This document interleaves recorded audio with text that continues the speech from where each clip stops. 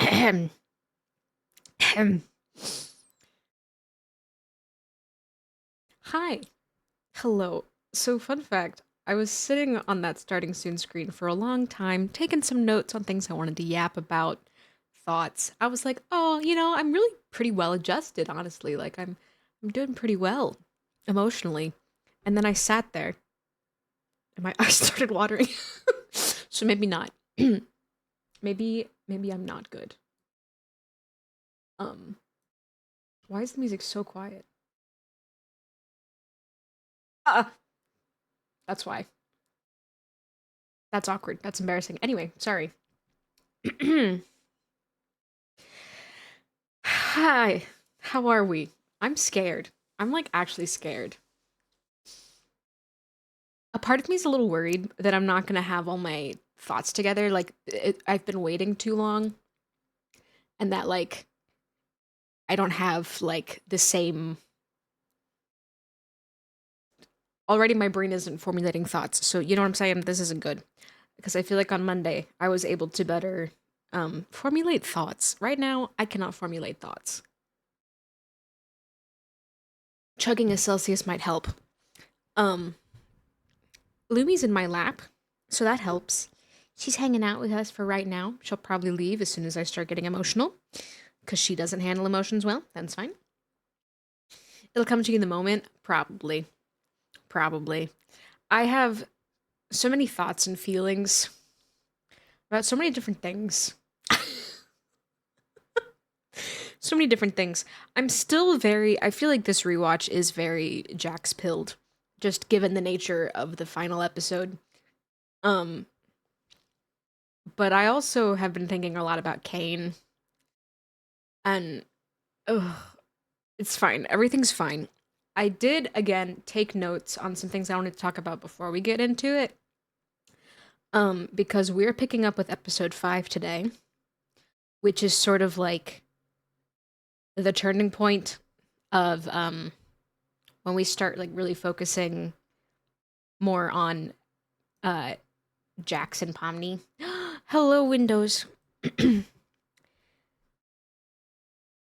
And so okay, hold on. Sorry, I'm getting my thoughts together. I literally like rolled out of bed, ate breakfast, and went live. So I'm still Ugh. um it's fine. Also, this is a fun fact. I took notes in the only notebook that I had at my desk, and it's my work notebook. So my notebook is like full of like work things, and then all of a sudden the fuck ass rabbit is looking at me, and then there's a bunch of notes on this. Um, so I feel like at the start of every one of these, I should clarify, and I feel like I should just readdress Jack's pronouns. We'll probably be using he, him a lot because of the context of the show. It's still he, him, but also I would probably also be using she just because post canon, that's what I tend to use for Jax. But that's what's going on with that. At least you ate something. True. Sorry, that was really. So just feel like I should put that at the start of everything. Um. Uh. My favorite thing is when I look down at my notebook, it looks like I'm closing my eyes, deep in concentration. I didn't take notes. This is all off the cuff. I'm really good at this. Um. Some of these were notes that I took as things occurred to me just randomly throughout the day. So some of these don't make sense to me anymore. Oh, okay. So I wanted to preemptively talk about some things that we're going to be diving into in these next few episodes, and also readdress some things that I didn't like properly formulate thoughts on in the previous episodes. I feel like I've touched on it. We touched on it a little bit with the Ragatha and the deep fryer thing. Um, but I feel like I didn't talk about it enough. The way that the show handles cartoon violence and consequences, and that how Jax navigates that.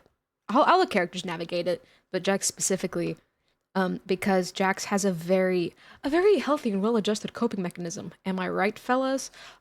Where he just tells himself that nothing is real and that nothing matters.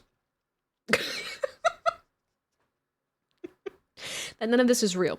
It's that Looney Tunes, like rubber hose violence, because um I don't know what you're talking about, Duke. I think it's a perfectly healthy coping mechanism and has no consequences whatsoever. Um uh oh, I lost my train of thought. Damn it. Um we know that the characters feel some degree of pain, right? We know that. However, it's also even just violence that happens to them outside of Jax. Like, for example, in the episode 2, Agatha gets stabbed through the chest, grabs the spike, and then gets her hands pulled through her own chest. And it's like, she doesn't scream, she doesn't react, she's just kind of like, whoa. And then she's back to normal. They get pushed into knives, and they have knives in their forehead, and they're just like, that's a thing. Like, we know that they feel some degree of pain, but there is so much violence with no consequence. It doesn't kill you, gives you an unhealthy set of coping mechanisms and a dark sense of humor. Exactly. You get it, Windows. But I feel like looking at it, come on, brain. I know what's wrong with it. Ain't got no gas in it. Um, Looking at a lot of the physical abuse on Jax's part through the lens of that, it's it is done with the intention of causing harm, and so there is that aspect of it, but also causing harm that means nothing. We're going to get into, theoretically, depending on how often I pause in episode 5, we'll get to episode 6 where we hear straight from the horse's mouth the extreme levels of coping and um, dehumanization that Jax has achieved to cope with everything. Um, and I think the lack of consequences really expedites that. I don't know if expedites is the right word. Exacerbates, maybe, because we see it's kind of subtle, but we see a couple times in the show when there are actual consequences for things. Jack sort of takes a step back and doesn't like engage as much. And I do say this knowing the caveat. We will discuss the exception to that. Not to mention the sex appeal. Hello, Saya. But there are nuances and caveats. Sorry, this song came on. It's fine. Oh God. Okay, sorry.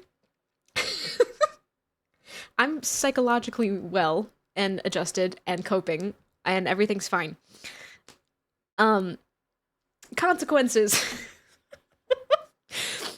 I have to like turn the music down. I can't think. Holy shit. What was I saying? Consequences.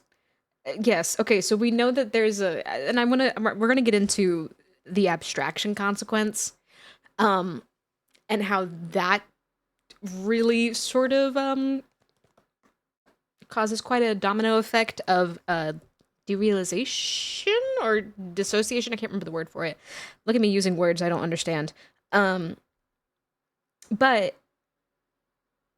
I did want to readdress a lot of that cartoon violence because episode 6 is basically, I mean, episode 5 too. We're gonna just get a lot of like constant like, whoa, what the heck? What are you doing, you psycho? And it's because there are no consequences. Everything gets snapped back and everything's fine.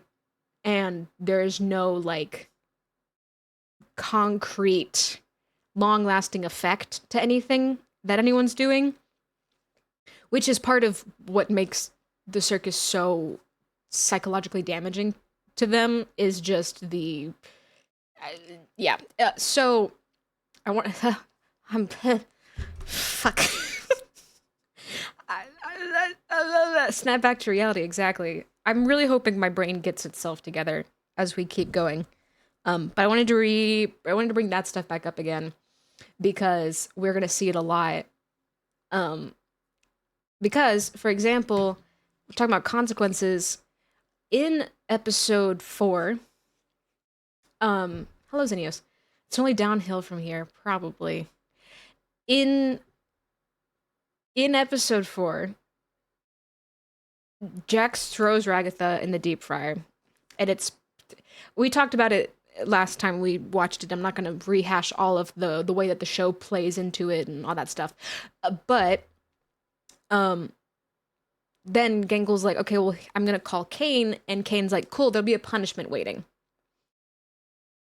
That's a concrete in-world consequence, like physical consequence, and not just like a psychological consequence that he can like ignore. You know what I'm saying? It's a physical A plus B equals C consequence.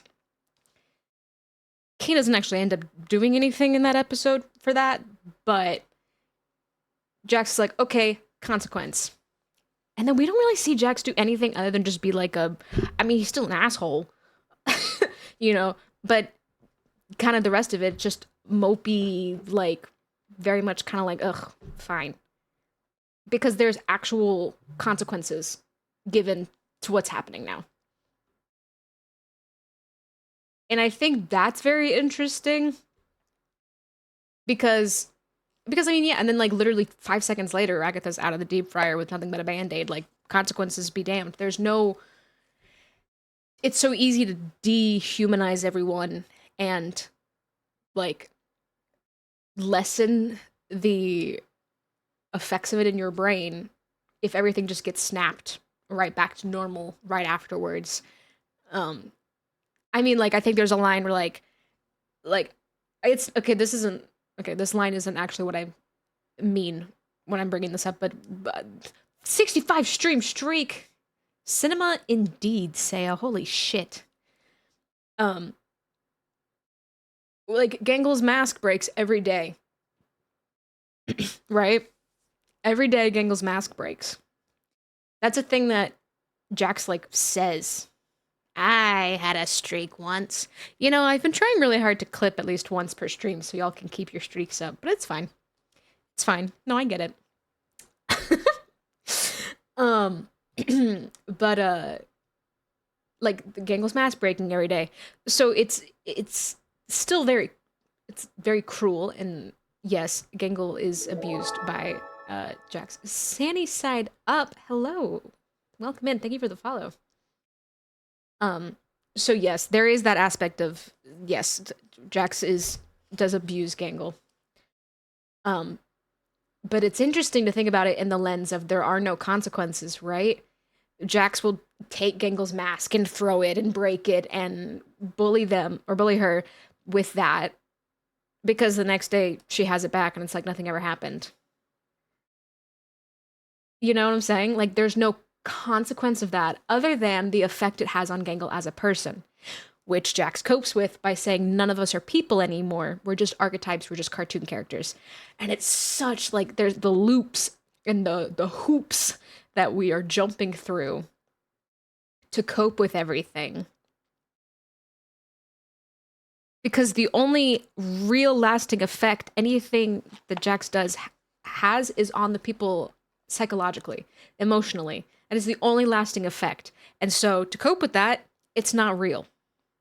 And every time we start to talk about, oh, it is real, and it gets harder and harder for that to be ignored, I too pretend I'm funny, except I am funny. Yeah, Xenios, you're the funny one.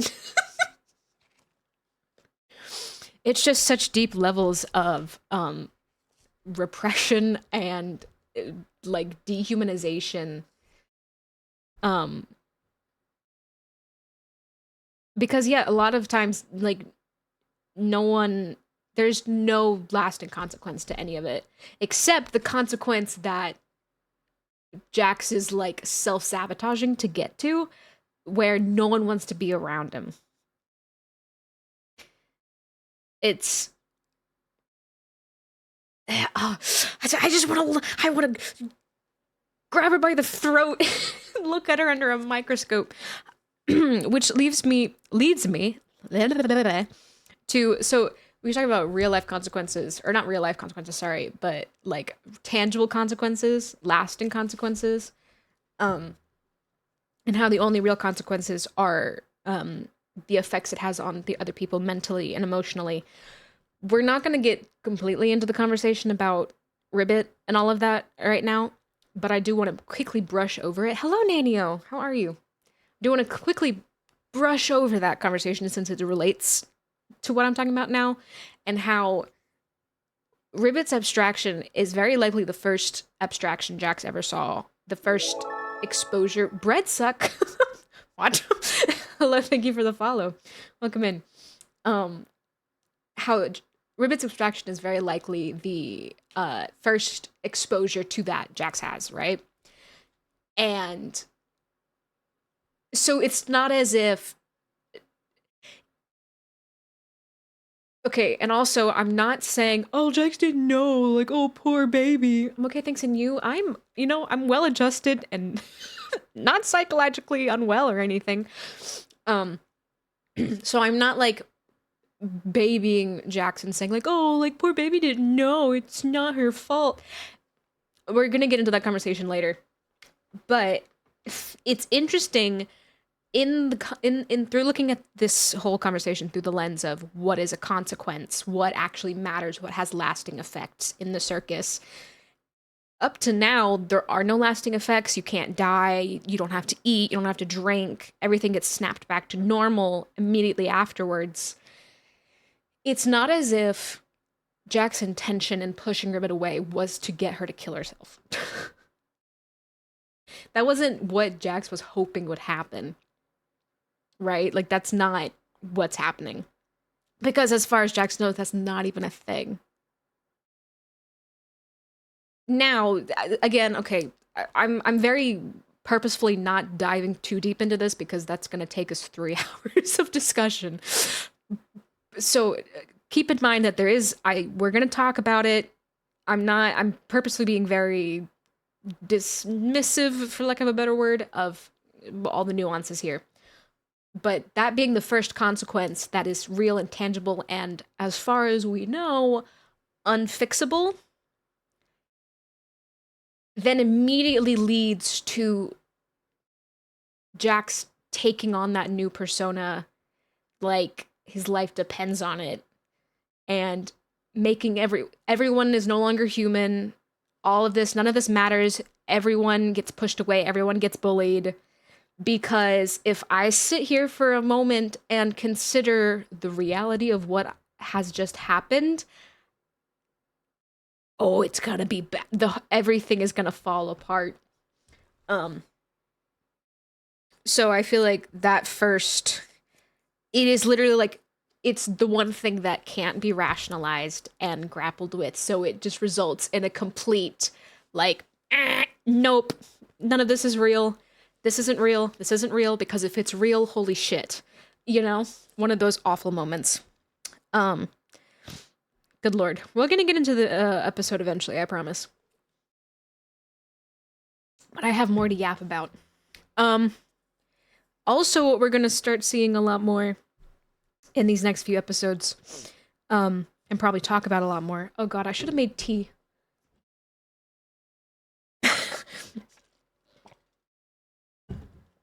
I should have made tea. I'm already losing my voice. Holy shit. So we're gonna get into a lot more of how Jax's trauma affects how he acts. There is no reality. There is only the unmarried minion. You know what? You're so right. You're so right. My bad.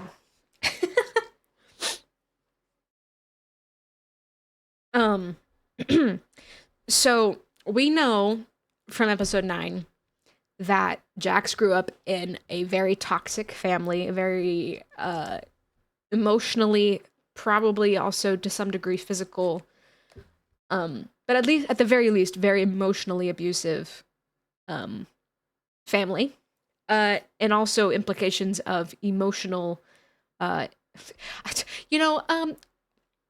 Twitch, I don't know what I'm allowed to talk about, but there is levels of in this fictional story, um, there is implications of emotional incest, with the way that Jax's mom is trying to fill the hole that the husband left with Jax. Enforcing all those expectations and all that anger and confusion and pain is being projected onto Jax. And keeping in mind that we talked about this last time, that I pretty firmly believe that while Jax might not have still been a minor at the time of running away, I do think that at the very least she was still a dependent. Try not to talk about anything sexual on Twitch. My friend's got a 2-week ban. Oh, damn. Well, if they get my ass over Jack's Digital Circus, I'm going to Twitter. I'm gonna make the most of it. The biggest crime Jack's ever committed was getting me banned on Twitter or on Twitch. Hi, I'm new and I'm Pancake, a pancake lover. Hello, welcome in. We are talking massive, massive, massive spoilers for The Amazing Digital Circus. So, I too love pancakes, but confession, I had waffles this morning. If I had known you were going to be here, I would have gone out and bought pancakes instead. I'm so sorry. But yeah, so we know... Caesar, no! I'm sorry! So, I believe... I prefer pan waffles. Fictilis Primus. What a name. Welcome in. Pan waffles. What would that be? You just like cut little squares in your pancakes? Hello, hello. Welcome in. Yeah, so sorry. This is jumping back and forth between haha, silly waffles and so Jax's emotional trauma. Oh boy. This is bad. It's fine. I can't carry on a single thought. This is so bad. Okay, sorry. What am I talking about? Fuck-ass purple rabbit. That's what I'm talking about. So, right, okay. I believe that while Jax might not have been a minor at the time of running away, I do believe that, at the very least, she was probably still a dependent. Given that, he says that we've been stuck here for years, and at the time of the story, Jax is like, what, 22? How are you? I was so sad that Amazing Digital Circus is over. Yeah, I'm doing okay. I'm coping. We've been deep diving into, a lot of the, we've just been deep diving into all of it. Because it really affected me in a lot of really fascinating ways, and I've been having a lot of fun over-analyzing everything and talking about things with a lot of, nuance and all that sort of stuff. So we've get to some heavy conversation topics, talking about this show. But I'm having a lot of fun talking about it too.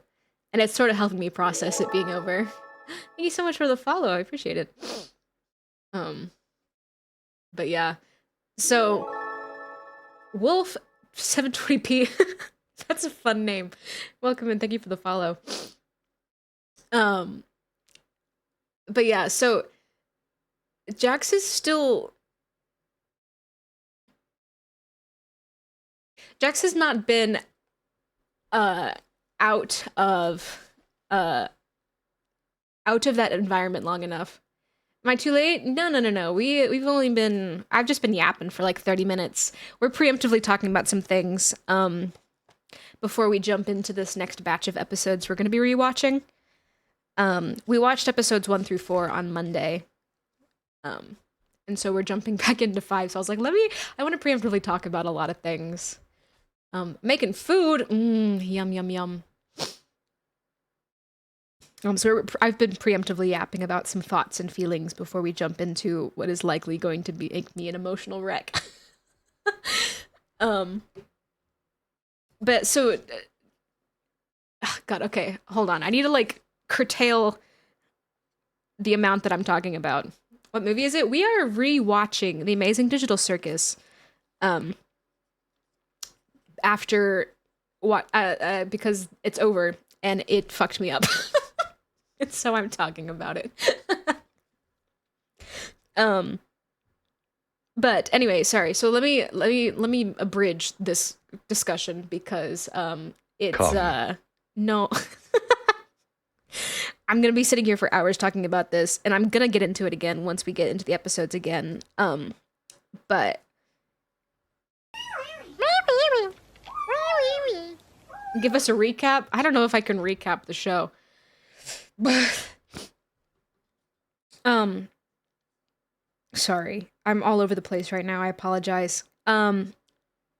So the long and short of it is we're going to be seeing a lot of I've totally watched and understand the lore dumping. It's so, oh my god. So in these next few episodes we're probably going to be talking a lot about Jax's trauma and how that shapes the way that he interacts with everyone and reacts to everyone outside of on those in those rare moments where we get past that mask, in those moments where something affects Jax enough that it doesn't get filtered through the dissociation. And how growing up in an environment that was as toxic and abusive as Jax's, knowing also the amount of self-loathing and repression that she was going through, in those formative years, Jax learned that love came at a cost, that there was no unconditional love, that there's no, that it's transactional and extremely conditional and pretty much always a precursor to pain. And that any sign of vulnerability was met with punishment. Essentially, there was no safety and no security to be found anywhere. And for someone who's still forming in those formative years, growing up in a family where you can't trust your caregivers, it creates a lot of very it's all through the lens of self-preservation, because the brain's main goal is to try and preserve yourself. So Jax has learned that the only way to ensure survival is to sabotage all your relationships, because that is the only way to have control over what's happening. The only way to prevent yourself from being hurt is to ruin it before it gets to that point. Because, and even though there's a million times that Jax has been given love, but why are we looking for survival? Are we in the wild? In fame, hello, welcome in. As far as our brains are concerned, yeah. It's the animalistic, survivalistic instinct. I don't appreciate being called out like this right now. It's very people with avoidant and anxious attachment styles. People like you hear about it a lot in people with BPD, borderline personality, where they see these warning signs in relationships based on past experiences, and their brain goes, "We have to ruin this." Because then, at the very least, it was in our control and we chose it, as opposed to being hurt again. So, yeah, ruining everything is better than just waiting for the axe to drop, because there is no reality in Jax's mind where the axe isn't going to drop. Especially because Jax doesn't believe that he deserves anything else. And I think that was my three main things. Can you believe those were three things? That was 3 things. Talking about relationships, what a coincidence. I was thinking about it. Yeah, we're talking about the amazing digital circus. 3? Yeah, that was my 3 bullet points I wanted to discuss before we got into this.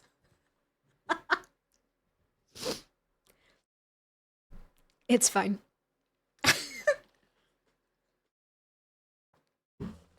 And again, I have so many thoughts and feelings about so many different things. And I'm very cane pilled. But you were thinking about installing all the dating sites. Rutro. I wish you luck. I've never been brave enough. Also because I don't, well, you know, I'm also like, did I call you Inflame? Infame. You know what? It's fine. It was a, what am I? Inflamed. I think my brain's inflamed. Okay.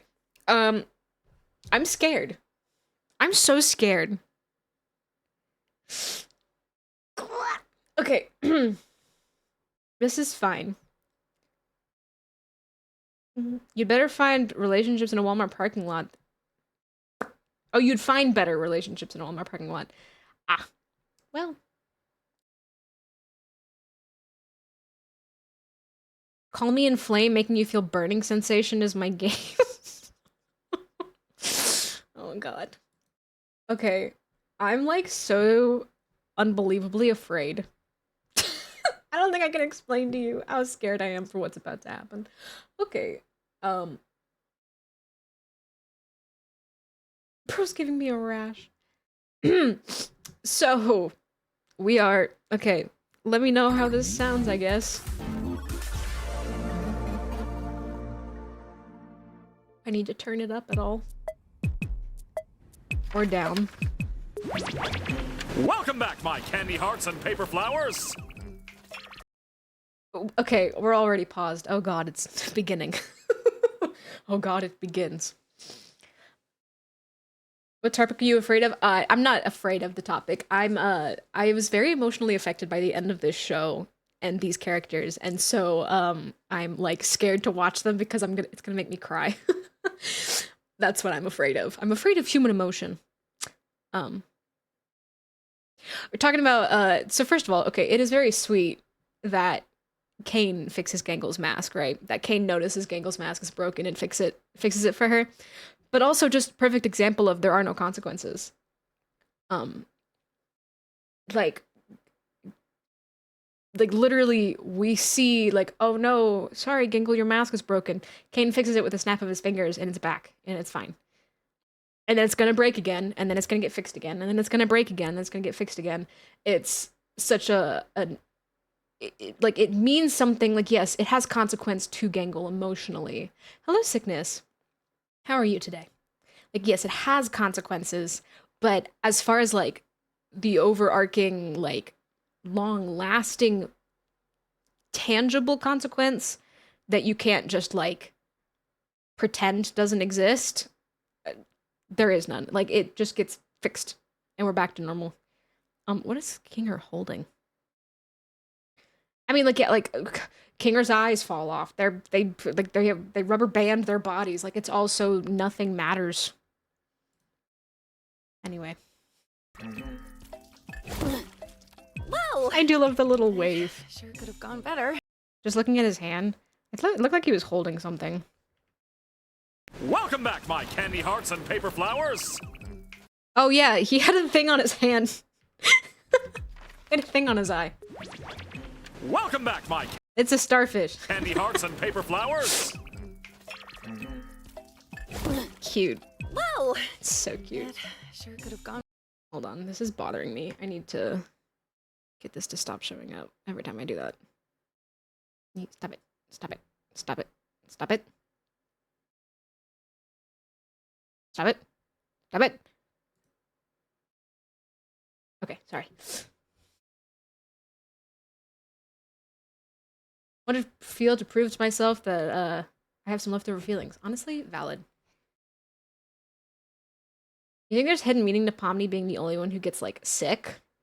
I feel like there could be. I mean, the NPC, we see Gummy Goo get sick. I think Pomni's just not the most adjusted to it yet. It's been so long. Aw. I love Kane. Have I ever said that I love Kane? Better, but I'm sure the next adventure will be less, what? Hey, Ragatha, can you help me count my eggs before they hatch? Oh, yeah, of course. Wait, what? I love Kinger so much. Looks like that oh-so-positive Ragatha charm is starting to wear off, huh? Did you just make a complete loop? This is so non-consequential and means nothing, but I just noticed, why does Jax walk off one way and then comes... It's just in a loop. Jax is just making a loop. Also, look, oh wow, I was actually really close to getting the stage right. It is curved, though. Damn, I'll have to fix the stage in my drawing. Oh, hello. Hello, quote-unquote Abel. Okay, hold on. Yeah, of course. Wait, what? I'm too distracted. Looks like that oh-so-positive Ragatha charm is starting to wear off, huh?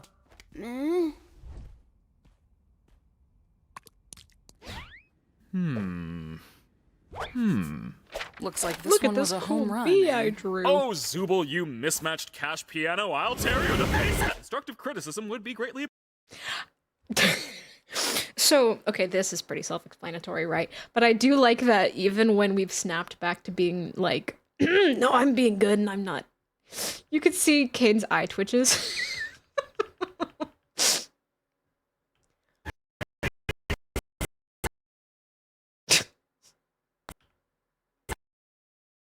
Kane's eye twitch. Constructive criticism would be greatly appreciated.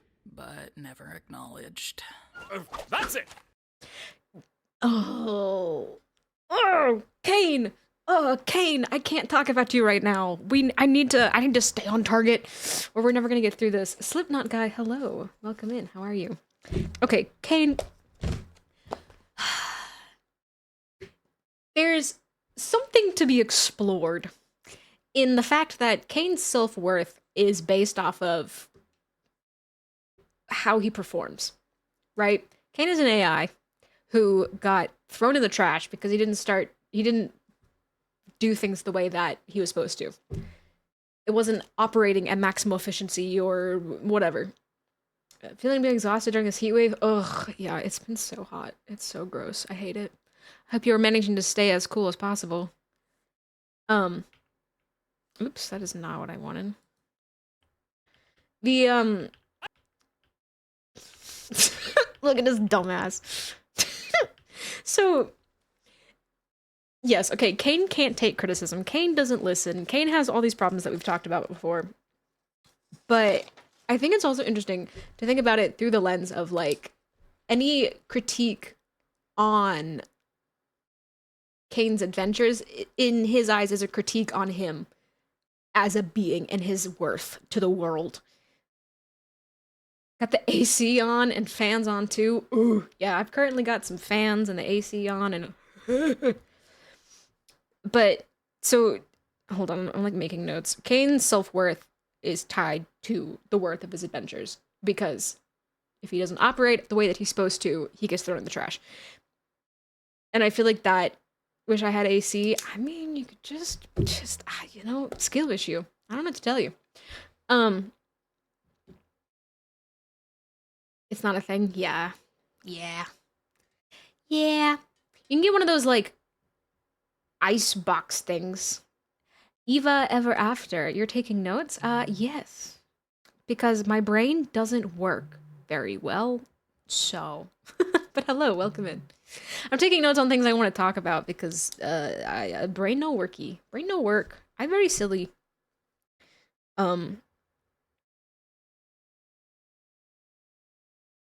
But, so we know, so in episode 3, Kane has, like, a little breakdown because Zubul implies that the adventures suck, which means he's not good at the one thing he's meant to do, right? So, and just, because I can relate to that so much in whenever you are creating something, it takes a lot of practice to learn how to take criticism and not take it personally. Because when you're creating art, you're creating something that's very personal to you. And, like, okay, it's not like every adventure Kane makes is some, like, exploration on his psyche. It could be. I don't know. That'd be interesting to look at, but don't have those either. Oh, Modelo's. I was gonna say, they make those little, like, you put ice in it, and then it's a fan. They blows fan over the ice. Wait. Get a box of ice, and then put a fan behind it. Boom. AC.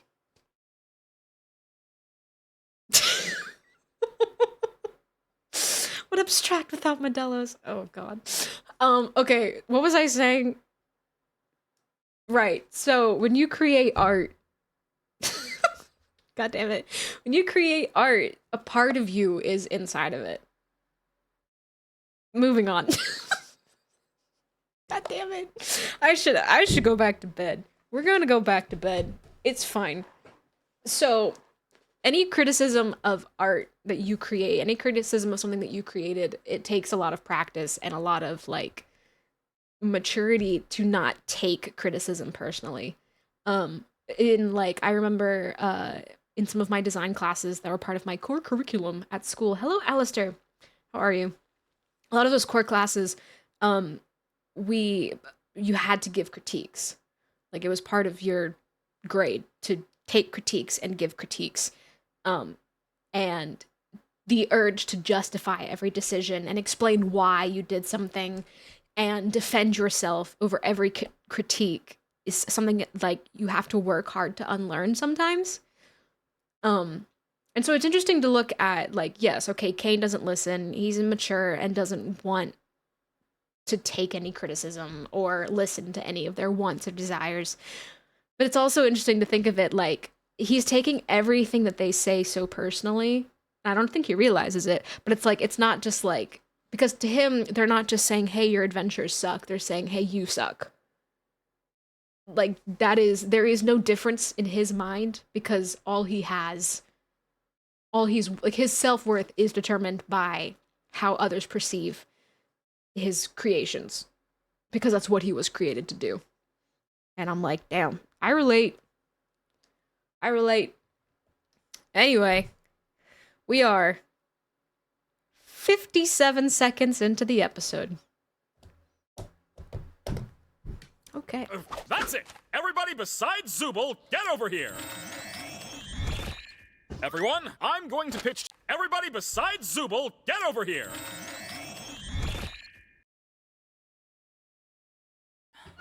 That's it! Everybody besides Zubul, get over here!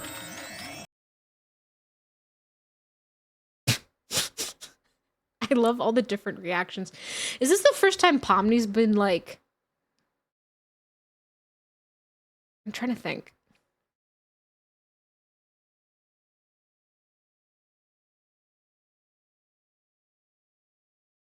I want to say this is the first time Pomni's been, like, snapped somewhere by Kane.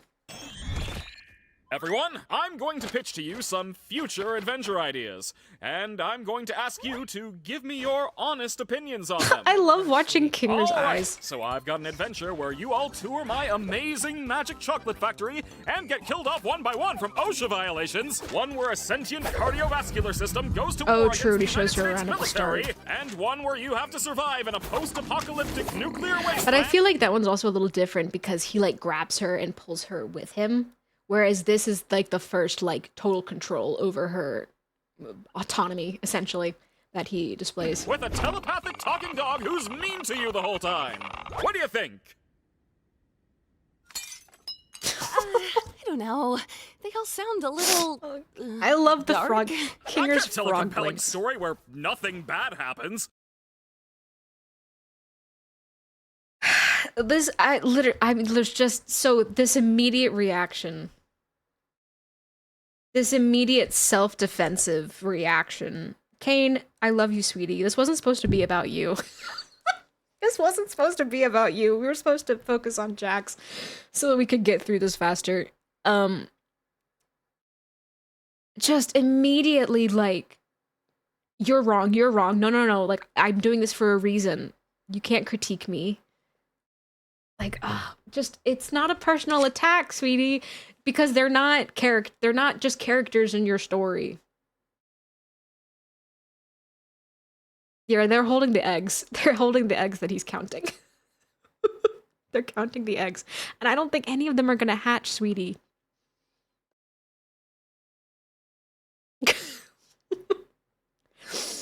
But yeah, so like, because in Kane's mind, they are just.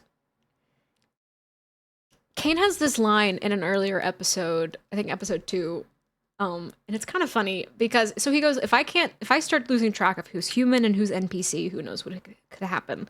And I'm like, sweetie, I think it feels like the only difference in Kane's mind, at least, okay, because Kane likes the humans, he finds them fascinating. He has this curiosity to him that he wants to engage with the world with, and that's what makes him so endearing, I feel like, in so many different ways. And how he manages to be creative despite being an AI, is because he has that innate curiosity that makes him feel so human. But so he talks about, like, in episode 9, like, oh, their free will and their inability to be controlled is what makes them so I can't remember the word he uses, but it's part of their, like, appeal. It's part of the reason he's so fascinated by them. But so he does have this different understanding of humans, right? And he wants their love and attention and their affection. And it's this, like, he's this idealized idea of them in his head. But because they created him, right? And they're so different from him. And there's something that he can't, they're not ones and zeros, especially Zubul. Sorry, bad joke. They're not ones and zeros, and he can't easily define them. But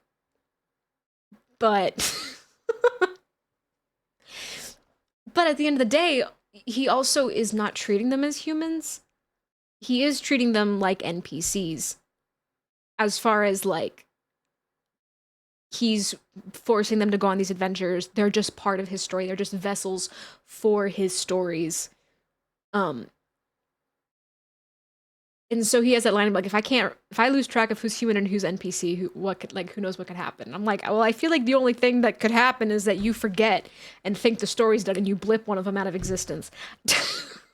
Like, that feels like the only real difference to what you're doing. Because his immediate reaction to this is, well, I need to tell a compelling story. It's like, well, from their point of view, they're humans being forced through these things. But from his point of view, they're just vessels for his stories. And it's just... It's not a personal attack, sweetie. They have to deal with this. I don't know. They all sound a little... dark? I can't tell a compelling story where nothing bad happens. Where's the intrigue? The stakes? Not to mention the sex appeal. What are you talking about? There you go, guys. You could always try the suggestion box again. I honestly didn't hate the last one we did with it. You didn't hate it? Oh, and the preparing to be mad and beat because he's just Not to mention the sex appeal. Any critique is a personal attack, but then also just being so desperate for something to be given positive feedback, to be, like, told that he did a good job and need that reassurance. And because they never tell him when they like something, really. I mean, that's not true. They do. He's not listening because he wants them to love everything and not be told how to do what he wants to do. You know what I'm saying? But anyway, God, but the switch up and how soft he gets when he's like, oh, wait, no, I did good? You like that one? It was kind of refreshing doing something grounded in reality. Yeah, I really didn't mind that one either. What about the rest of you? I very much did not They're not enjoy coming that back one on. in the slightest. No. And if we ever do anything Please even end the close time. to that again, I'm getting Please, violent, normally and I'm never going say. to kill Ragatha. Who am I? I love it's so dumb. I love that. It's such a simple bit, but I love just the last bit of the sentence being heard. miss Bubble. I love Bubble. To that again, I'm getting violent, normally and I'm never going say. to kill Ragatha. Well, how am I gonna please everybody if you all like different things? Maybe just keep your adventures open at all times and let us do whatever we want when we want. Are you hearing this, Bubble? The Toy Box character wants us to leave the other intelligent AIs to run for a prolonged period of time. Disgusting. Am I? Whoa, what just happened? Disgusting. Sorry. I'm sorry. I'll behave. Are you hearing this, Bubble? The Toy Box character wants us to leave the other intelligent AIs to run for a prolonged period of time. The Toy Box character. Can we get that one as a... I feel like you will. Disgusting. Just like y'all would abuse this. You should die. You should throw a beach party. Y'all would abuse the shit out of that. I can't trust y'all.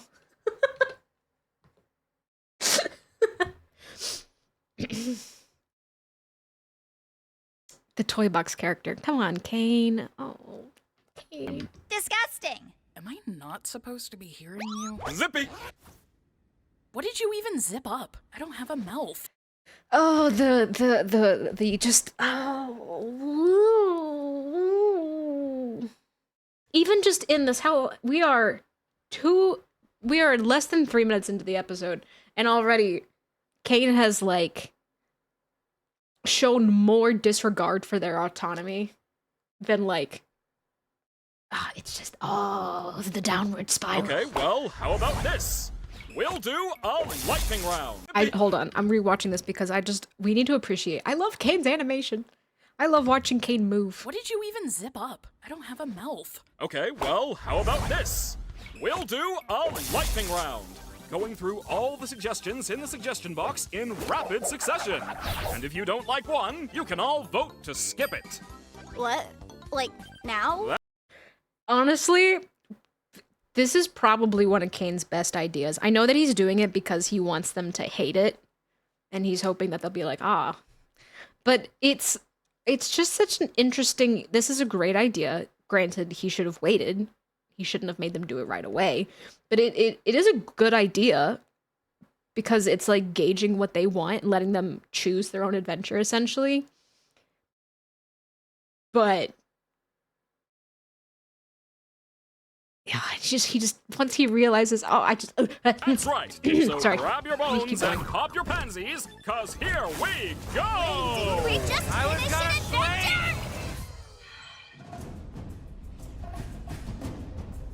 Oh wait, I know what this is. Oh, I swear to God, if this is one of your suggestions. Hi everyone! In today's episode of Poach Everything, I'm going to be hunting. Hold on, I actually need to turn it up a little bit. To like 50.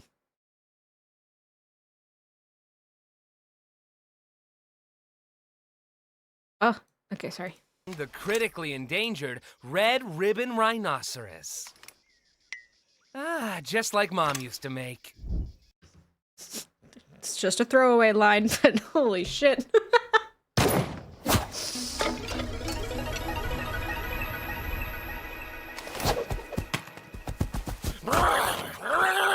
Oh my God. Ah, delicious meat. One down, 4 to go. All right, I'm calling. Can I overanalyze something for a second? Yes, the answer is yes. I'm gonna do it anyway. So there's a this feels, maybe it's not overanalyzing it, maybe I'm just insecure about my opinions. There's a big like masculine versus feminine aspect, obviously, to Jax's character, but there's also, it's a big stereotype that, oh, men like meat, men love meat, and that women don't. Like, that's a very perpetuated stereotype, and it feels like, yep, you know what, you said it, Xenios. But like it's like men will be like, oh, I love a girl who can eat some meat, which sounds so awful, but you know what I'm saying. Like, oh, like a good steak. Like, oh, you know, it's very much like, oh, men love steak and meat and hoorah. So it's interesting that, like, it does feel very performative that that Jax is so like, yes, animalistic, I'm gonna get, because it's like, dude, like, come on, you're okay. It's okay. You don't have to. This also just feels like overcompensating, very stereotypical toxic. I'll have a psychotic break if I don't eat meat at least 3 times a day. I believe it. I believe it. So it's just yeah, it is very, oh fuck, already, Jesus Christ. Okay. I'm so sorry. We have to keep going through the ads because I'm only 4 minutes in and it's already been an hour. I'm so sorry. Come! Jesus Christ. Usually we would take an ad or we'd take a break through the 3 minutes, but I have to keep rolling because your girl's not getting anything done. Oh god, this is bad. Remember when I said I don't think I'm gonna have anything to say? But yeah, anyway. So, and also just, and then the vegan thing, because there's the layer of, we look at Lucky to get past 3 episodes. Listen, I'm gonna be honest, I have no intention of watching episode 9 today. I have no intention of getting there. But it feels so, so the vegan thing, that's a solo stream, honestly, probably. The vegan thing is interesting because, yes, it's also that implication that Kane has control over them in ways that he has previously said he doesn't. That's like a mental thing. But it also is interesting. God, okay, so, oh fuck, I need to, oh god, okay, so hold on. So, meat, vegan. It is also, I feel like being vegan is also very stereotypically feminine. Like, that's very much, like, in the same way that, like, oh, loving meat is a very, like, I mean, who's that, that one, influencer, or whoever, the guy that, like, was, like, super, like, basically looked like his skin was gonna explode because of guy who did drugs. Yeah. You know what I'm talking about? He, like, would eat, like, raw meat. Liver King. Yeah. That's very, like, hoorah. Masculine, like, compensation. So it makes sense that the flip side of that would be then that, like, oh, being vegan is, oh, that's for girls. Right? So, okay, so, yeah. So, I don't need to overanalyze that, but I think it is interesting. Bro got arrested in Texas for being insane. Yeah. Yeah, that's a crazy story. If you don't know about the Liver King, you should, go check out the Liver King. Or go check out, don't check out the Liver King. Go watch, I'm sure there's, like, YouTube documentaries and stuff on it. But anyway, that's just, it's an interesting that, that's, like, example 1 of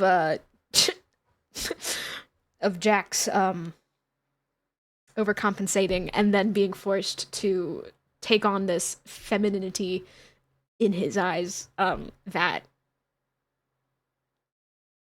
like, okay, sorry. And also, again, pronouns, I'm just going off of pronouns that Jax uses in the show. I'm not trying to, like, validate or invalidate, not devalidate. That's not a word. Girl, get your shit together. Anyway. Vote. Let's skip this one. Could you imagine if I started yapping for another 30 seconds and everyone comes back from the break and they're like, good God, she's still on the vegan thing? And also make Jax a vegan for the rest of the day. You can't do that. What do you mean you can do that? Sorry. Yeah, that is terrifying. Sorry. Isn't Alex Canadian? You can't do that. What do you mean you can do that? Sorry, Jax.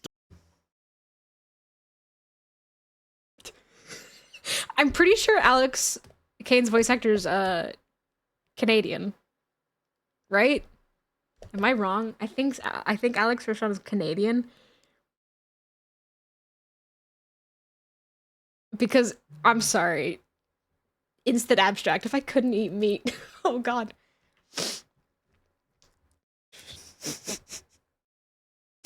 I'm ruining this.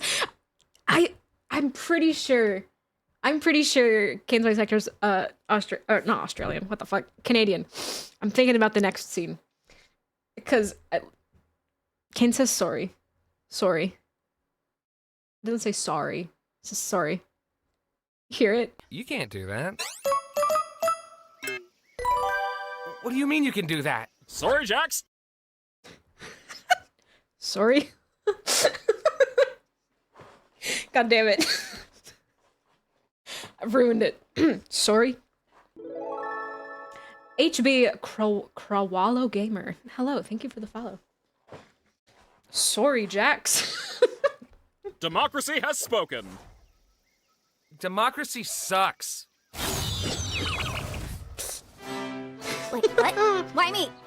I thought a position of power 7-string suited streak. you. Thank you, God, are Sickness. these all gonna be Jax's ideas?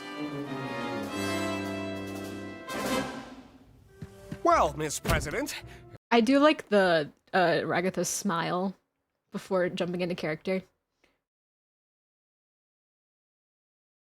Oh god. Wait, what? Why me? I thought a position of power suited you. Oh my god, are these all gonna be Jax's ideas? Sees. time to lock well, in. Miss President, it looks like there are some new developments in the ongoing war between...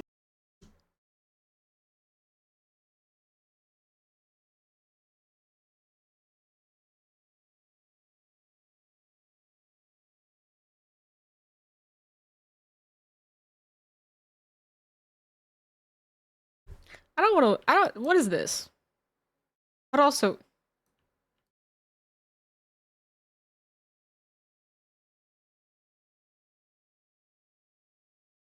that Queenie? I'm gonna end it all. Well, Miss President, it looks like there are some new developments in the ongoing war between Australia and New Zealand. We may need to take in some refugees.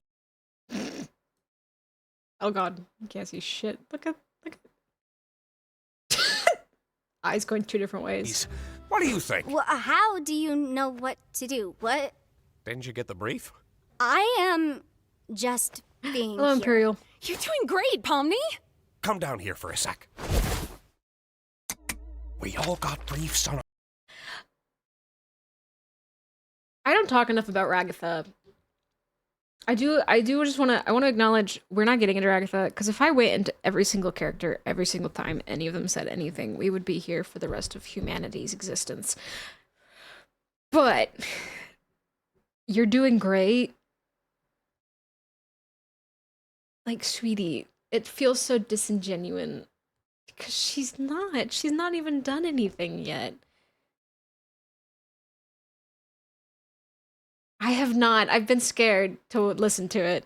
I probably will check it out after a while, but I'm just being here. It's so good. Does kangaroo taste good? No funny business. Do not embarrass the president. Yeah. Have fun. Our characters. Oh. I'm your assistant. Yeah, check it Is out. that a I really baby should. head I'm scared to check it out because I know I'm going to relate to it too much. lamp? Didn't you get one too? I figured we were all on the same page here, but if not, you're gonna have to tap into those golden improv skills. I'm sorry, what? Oh yeah, I didn't give you one because I wanted to see what you do. Thanks, Jax. So, okay, there's a level of this that is Jax just teasing and it'll probably make you cry. Yeah, I imagine it will. There's a level of this that is Jax teasing and bullying and trying to like put Pomni in situations that stress her out. But also, Pomni's the only one who doesn't have an archetype yet. And we know that Jax's coping mechanism is making everyone seem not human anymore. Honestly surprised Jax made this for everyone else. That's fair. I feel like, I don't know, I feel like it's pretty...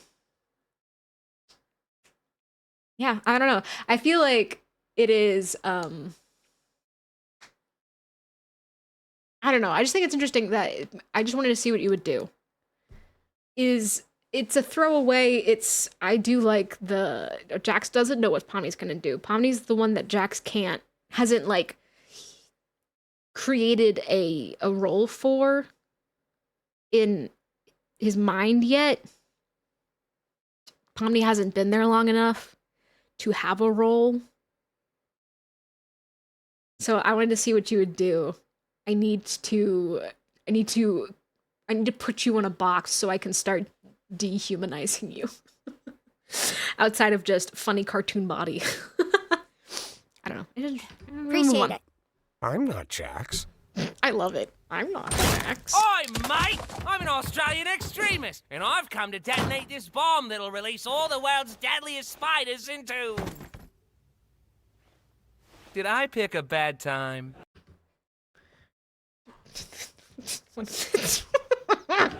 I don't need to talk about it. His acting is phenomenal. It's hard to believe he's vegan. Why wouldn't the president have a bomb squad? Don't worry, President Pomni. I believe you can do this. There's centipedes in there, too. Just be sure you know what you're doing. Okay, well, which wire do I cut? Follow your heart. You stay out of this. I love that. Follow your heart. Oh, he's having so much fun. Be arrested or something? Hey, I'm on your side here. You're literally not. Come on, just pick your favorite color. Like the red one? I'd personally go with blue. Blue's my favorite color, it being closest to black and all. We could sit here for hours and talk about red versus blue, not the show.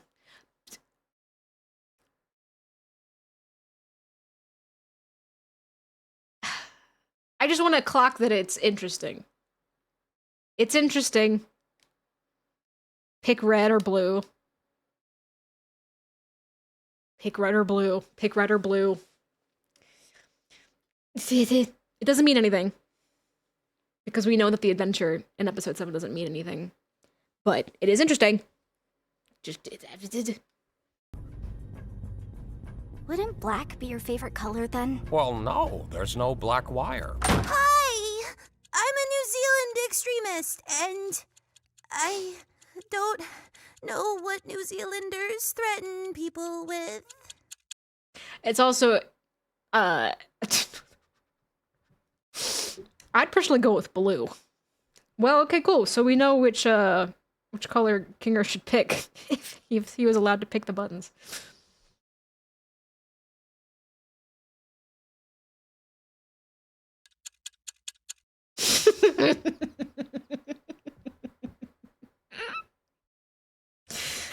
Little piece of shit.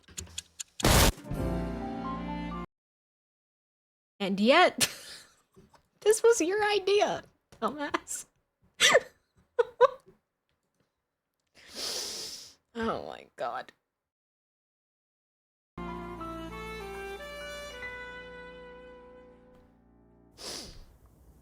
This is, okay, I've said before, oh, I should make a redeem that, like, it's like a roulette redeem. You think Kane heard Kinger say that, was a little sad by it? No. I don't think Kane cares.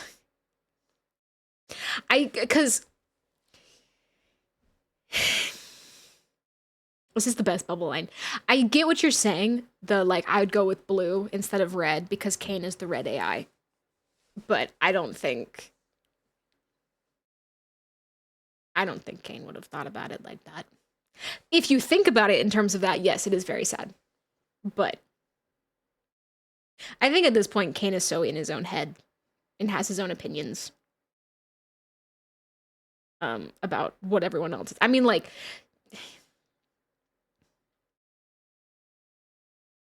There's a certain level of red versus blue and red and blue symbolism in the show, but I also think some of it is just symbolism and not necessarily meant to represent the other things. I mean, it could. Like, you could think about the fact that the red button is stay in the circus and the blue one is leave. But Kane, as Kane is in the show, is red and blue. And that's why Kane is so unstable, because their codes are incompatible and everything. At least that's what I think. This is the sound, though. This Bubble's next line, this iconic Bubble line, is the line that I was like, if I was going to do a random, like a roulette redeem where That's a there's like weird thing to say and want. God damn it. Hello, Neon. This Bubble line that's about to come up. If I was going to do one of those redeems that, like, it plays nothing or there's a random chance that it'll play a sound, it was gonna be this sound, because it would freak me the fuck out hearing it with no context. Because it sounds like a glitch.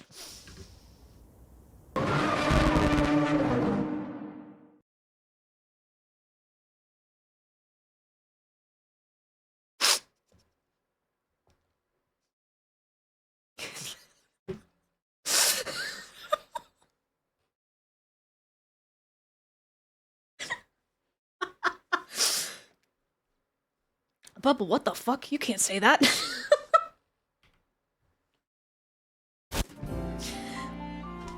Oh my god.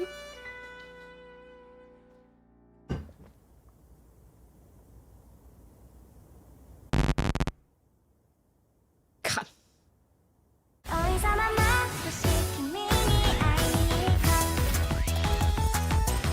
Oh yeah.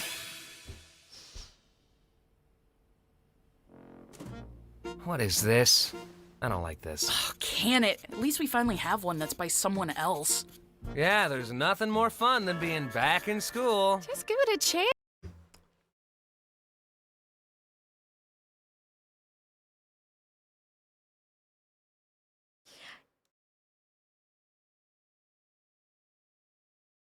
So two things.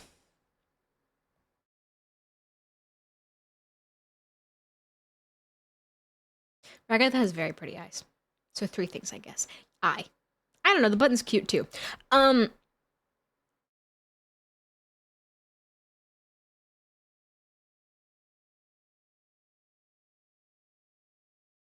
processing how I want to, or if I even want to address it.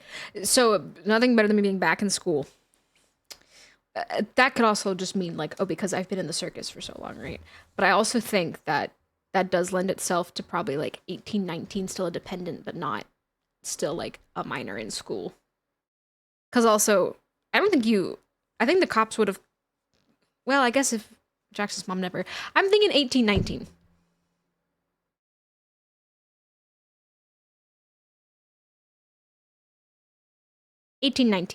Jax ran away.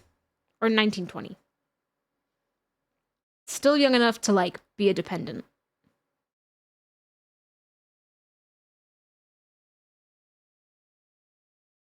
Three stream streak! Thank you, Neon. Anyway, just thinking. Thanks, Jax. Jeez. Oh my god. There's nothing wrong with your suggestion. How did you know this was my suggestion? Can you believe this, Pomni? First she draws anime, now she drags us all into one. She must be one of them, losers. You threw me out of a moving truck. All right, class. Today, we're gonna learn the popular foreign language known as English. This I is love that boring. bit. I vote we skip it. Shut up, we're not skipping it. Slice of life animes are the worst ones. You know that implies you know anime. Just saying, Jax. Just saying. That does imply that you know anime.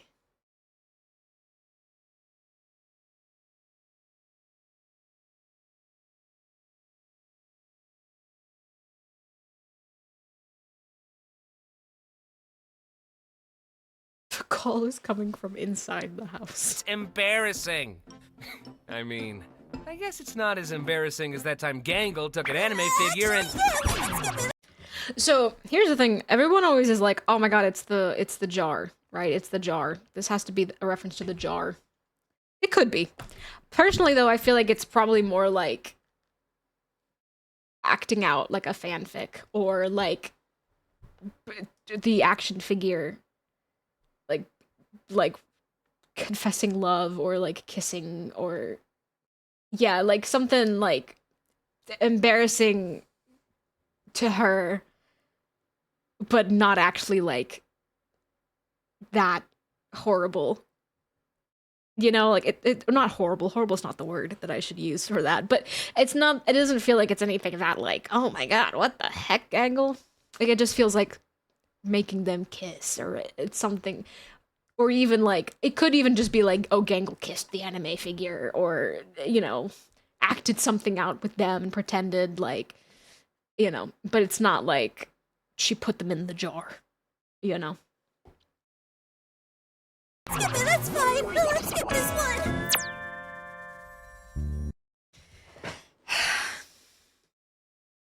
Okay. Okay. Here we go. Oh, here we go. I'm not gonna think about the stargazing being the first time that Jax laughed. I'm not gonna think about it.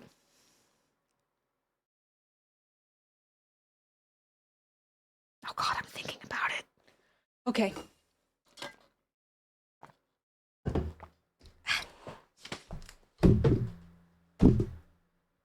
Come. God damn it. Turn brain off. Okay.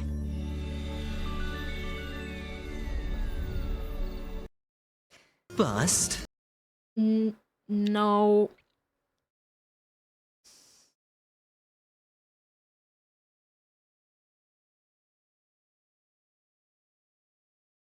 You know, you could have asked for my consent before forcing me to see something so completely and utterly disgusting.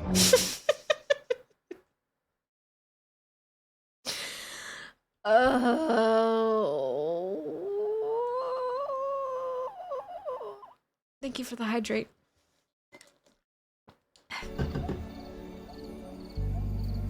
Are we?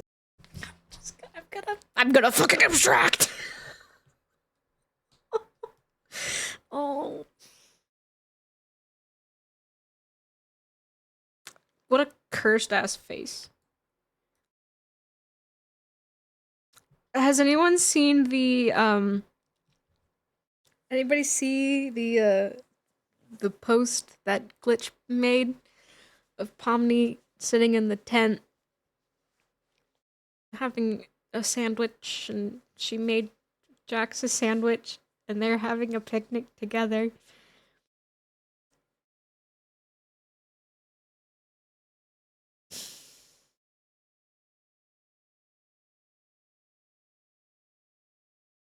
Here, hold on.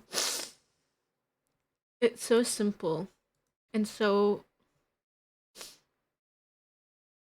It's so simple. So simple. Holy shit, hold on. Oh, I've liked so many things. And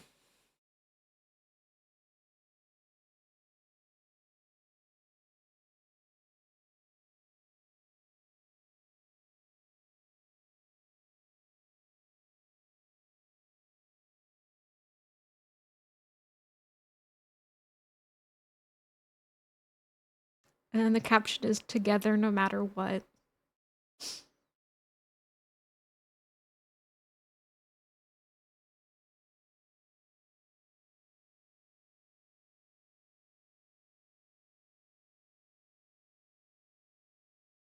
I'm gonna end it all. What's the line? What? You gonna cry? You don't look so good. Sorry. Ooh.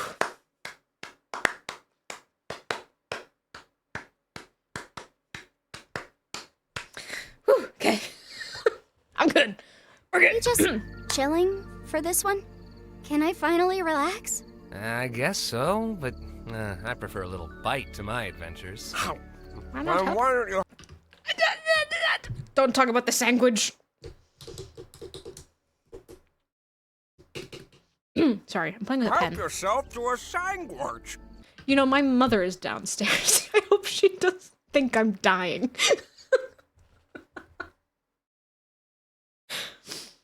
Help yourself to a sandwich. Here. Cute. Thanks. Cute. Do you? Shut up, shut up, shut up, shut up, shut up, shut up, shut up, shut up, shut up, shut up, shut up, shut up, shut up, shut up, shut up, shut up, shut up. What? Imperial. Behave yourself.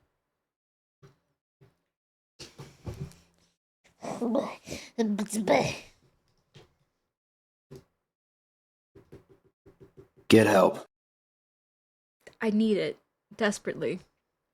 Okay. Okay, no, it's fine. We're just gonna. I'm gonna like. I have prefer to a little bite to my adventures. sit on my hands. Then why don't you help yourself to a sandwich? Here. Your mom kicked my ass. Deserved. Do you think Gangle is actually capable of being happy?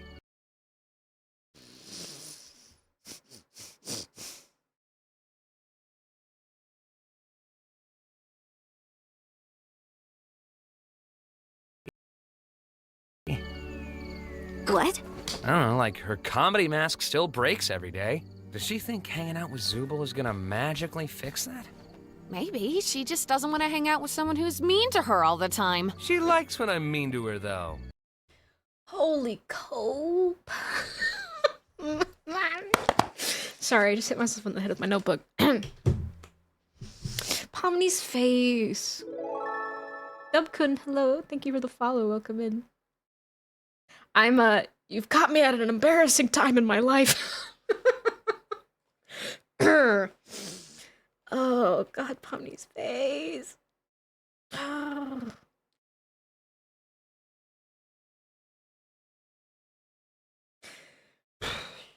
Okay, now we're fine. Like, rejoin. I will probably be worse. It's only gonna go downhill from here, I'm gonna be honest. Your whole life is embarrassing? What the fuck?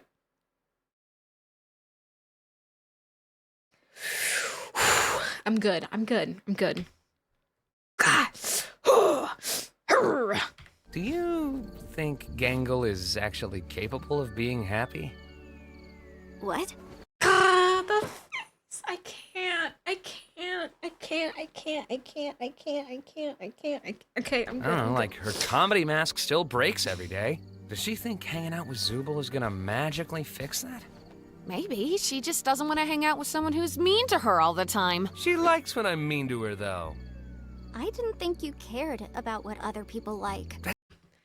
It's interesting that obviously no, Gangle doesn't actually like it.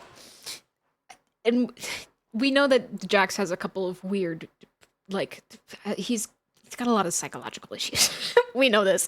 And we know that there's an aspect of the way that Jax copes where I think he... God, and you know what it reminds me of? This is the Amazing Digital Circus. So we know that in episode 9, we see a lot of Jax's, like, we see the masks and what feels like super bastardized versions of the characters. Amazing. But yes, this is Digital Circus. So you know it's interesting, okay? Because I'm a cis woman. But there is no but. I'm a cis woman. So growing up, you're told that when a guy is mean to you and bullies you, it's because he likes you. That's what you're told. Like, oh, he's pulling your hair because he likes you. And there's times where that's true, yes, but also it perpetuates a very toxic dynamic and a very warped way of looking at everything, and also just excuses the harm being done. There's a lot of times where it's like, oh, you know, boys will be boys. So it's interesting that I bully you for my own amusement. That's true. Yes, it's a very like young thing, like little boys bullying little girls. They're told it's because they like you. You know, um, it's and you see that a lot. Like even there's a lot of like romance novels that like honestly the love interest is really mean and rude to the female love interest, but it's because they like them. Like there's a lot of that perpetuated in media. So it's interesting that under all of the layers, I be my Latino blood, but I like the women to be the mean one. Maybe me too. But but that's just a thing that is perpetuated a lot in media. And it always is like excusing the behavior. Go eat, get lunch, don't abstract. I will try my best. Have a good lunch, Imperial. So it's interesting knowing that there's this twisted perception and there is a what feels like an intrusive thought and a bastardization coping mechanism later on in episode 9, where like Gangle gets flustered and Jax is flirting, and it's this really weird dynamic between them based on what we've seen throughout the show. And so it's just really interesting that like she likes when I'm mean to her. It's just perpetuating that trope.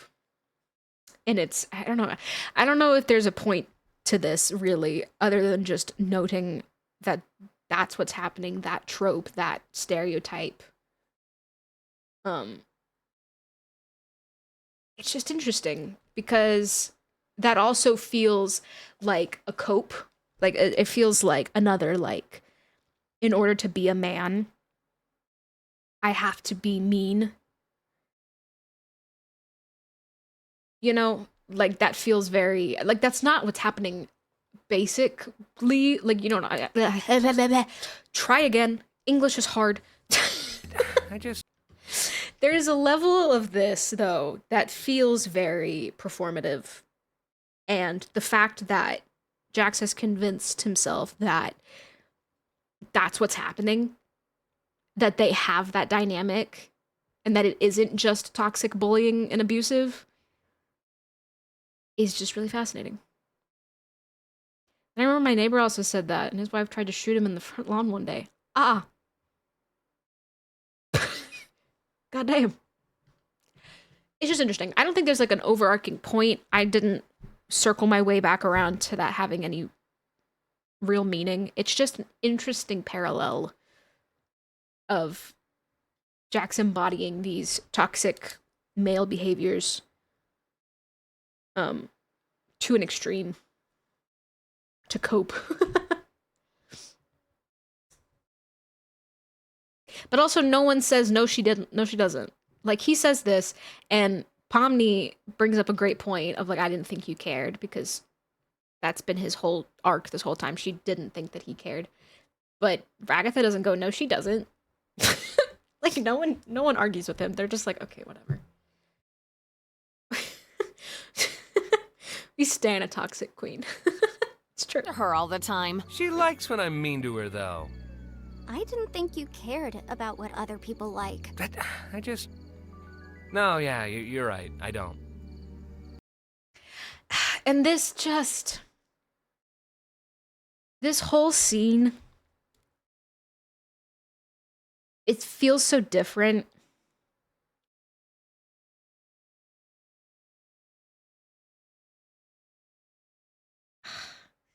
Because, again, Ragatha knew Jax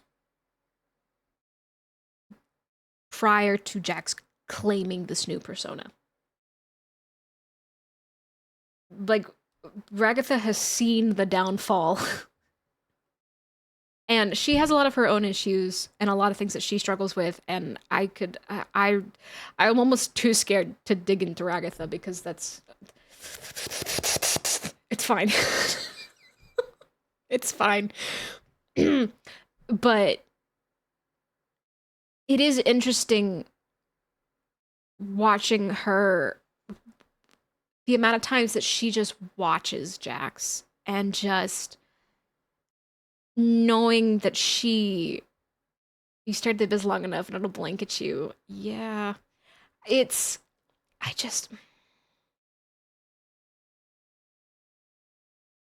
can't help but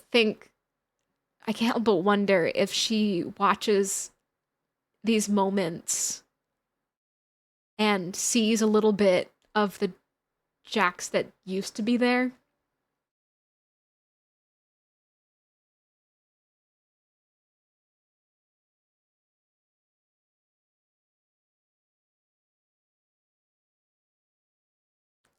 I need to move on. I didn't think you cared about what other people like. No, yeah, you're right. I don't.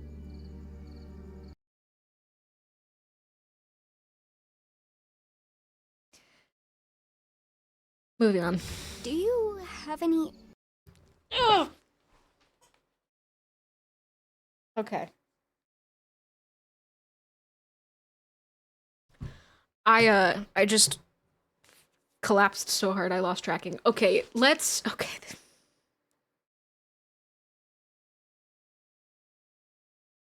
I'm like preparing myself.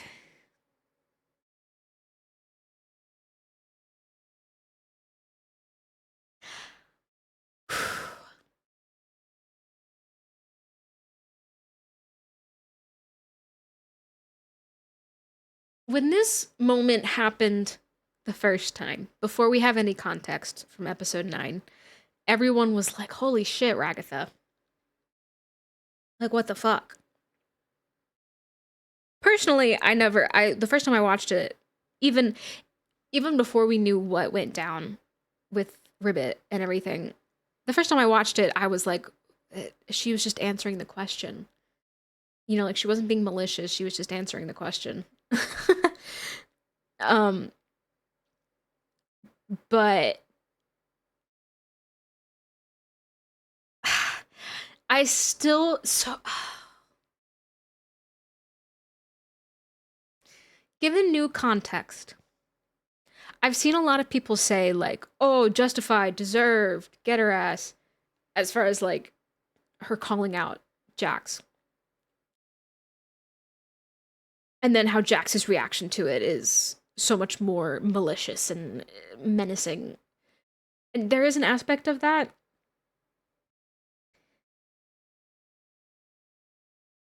Given new context, I still feel like Ragatha wasn't at least explicitly talking about like Ribbit in this. I still feel like she's just talking broadly about how Jax used to be different and now he's pushed everyone away and doesn't have any more friends. Like that Jax's behavior has like pushed everyone away. I still feel like it was very broad, like because she considered herself at least friendly with Jax prior to everything. So I still feel like she wasn't intentionally bringing that up. Lemony Water, hello, thank you for the follow. Welcome in. I still feel like it wasn't that, like, she wasn't talking about Ribbit initially. Bad timing. There's gonna be no good timing in this entire stream. I'm gonna be losing my mind the whole time. I still feel like and then also give a new context, her freaking out, her reaction to the way that Jax looks at her afterwards is less like the first time you watch it, it's like, oh, like she feels bad that she brought up the dead friends. And now it's more like knowing that she made a promise to not bring Ribbit up. So I do think that is what's happening there, is that Jax is like don't you fucking dare. You know, that is what's happening. So there is that element of like, don't, like, because people have been like, oh, like, it's really, hold on, I've got something on my screen. Like, oh, like the abuser not letting the other person speak, and there's an element of that, but it is just like, hey, you fucking promised. No, it's not a good promise. No, it's not fair to Ragatha to not be able to talk about losing someone, and it's not, none of it's good. But it does explain why she acts the way she does and why she just moves on.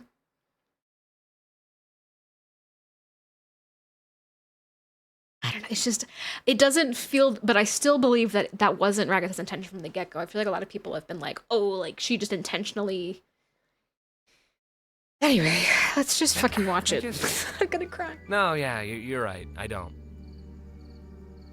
Do you have any Okay, hold on, because also we talk about the eyes. It legit just sounds like it slips out. It does. But again, and I think it was just talking broadly. I think that yes, she's also talking about Ribbit, but I think she's also just talking about the entire circus in general, because Jax was such a different person at first. And Jax has now, like, bullied everyone and gone out of her way to push everyone away. But also just the eyes. The eyes. If we just watch Jax's eyes.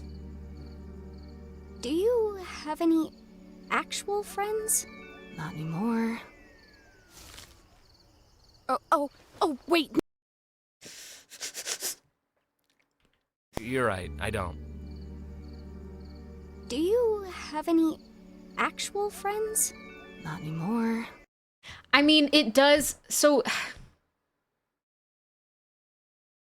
it just slips out. Like,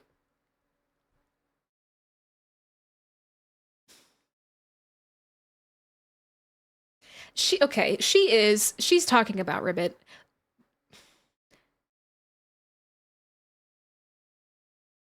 But yeah, it's not like she's not being malicious about it.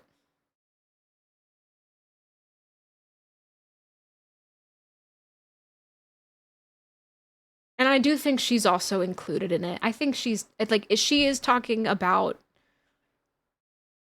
like, you can't say not anymore without talking about all of them, obviously. But I do think there's layers to it. There's layers to it. Hold on, I forgot a note.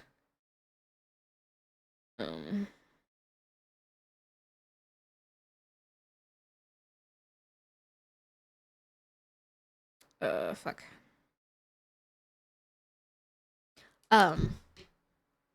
Yeah, okay. So, yeah.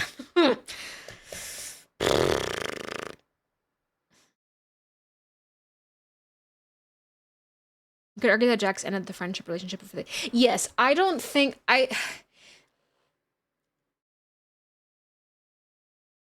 think the way that this whole dynamic and reaction goes... So, I talked about it at the beginning of stream, how Ribbit's abstraction is the first abstraction that... It's the first abstraction Jax sees. It might be the first time Jax even learns about it. The same way that no one... I mean, obviously, Pomni was there for all of 5 minutes before she saw an abstraction. But, there was no... God, I don't know that... Ribbit might have been the first abstraction that...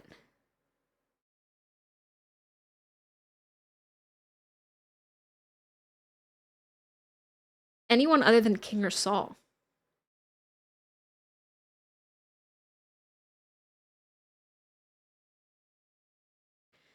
Because as far as we know, so Kinger was completely alone. And then Ragatha shows up. And I don't think we learn of anybody else showing up other than Ribbit and Kaufmo.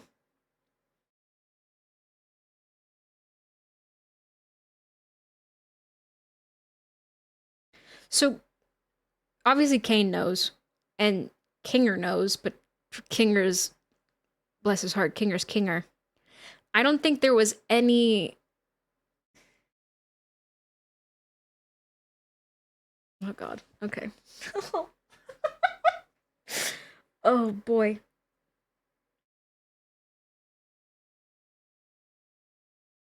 I don't know. I'm gonna table that thought for later, I guess. But we talked about earlier, uh, how it wasn't as if Jack's intention was causing an abstraction. It was just the cause of the way that she pushed Ribbit away.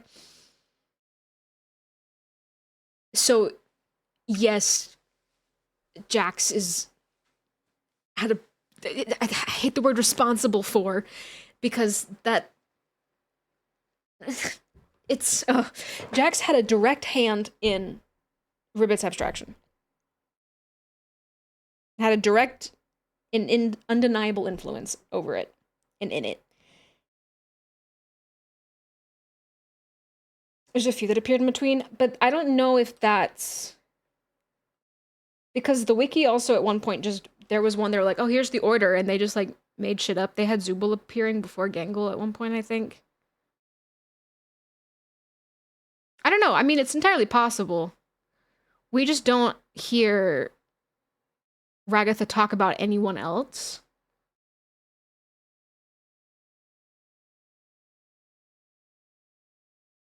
Like when she says, what about those who abstracted, like Ribbit and Kaufmo? And you could say, well, it's just because that's the only two that we know. But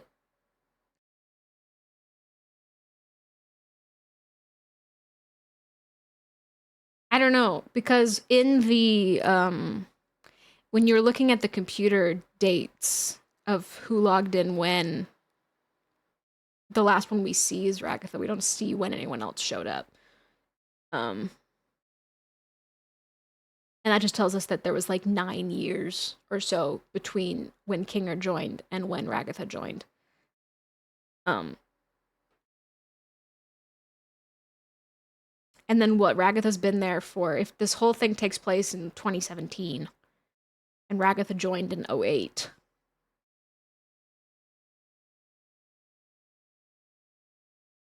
You know, that's, I don't know. I do think it's interesting though if Kinger's the only one who knows about abstractions. As far as like the characters go. Obviously Kane knows, but assuming time moves the same in there too. True, time, you know, but as far as like outside time, it does feel a bit warped. True, it does. I know that at the beginning of the first episode, Jax does say, we've been stuck here for years.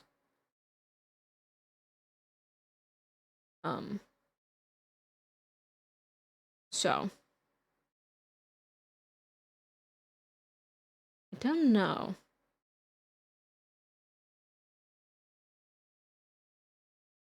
Who knows? It's interesting. It's interesting to think about. But I forget why I paused in the first place.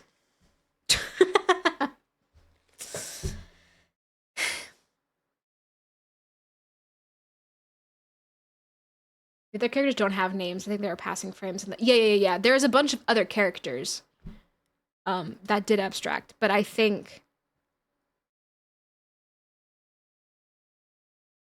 want to think a lot of them were just in that first batch that went in, like with Kinger.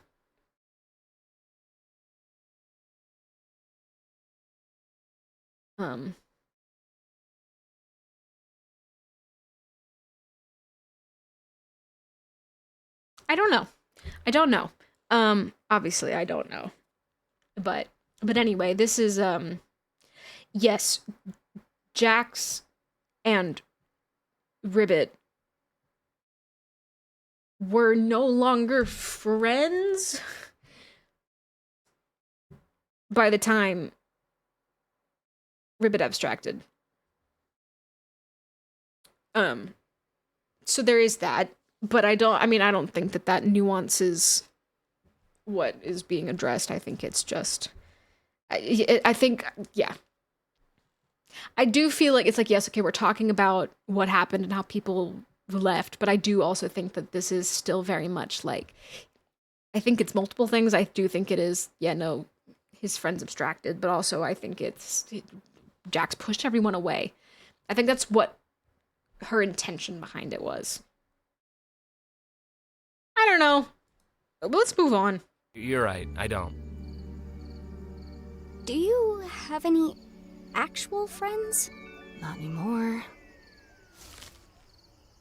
Oh, wait, no. I'm sorry. I wasn't talking about that. That wasn't meant to be. Hey, Kinger! Did you see the fireflies all the way over there?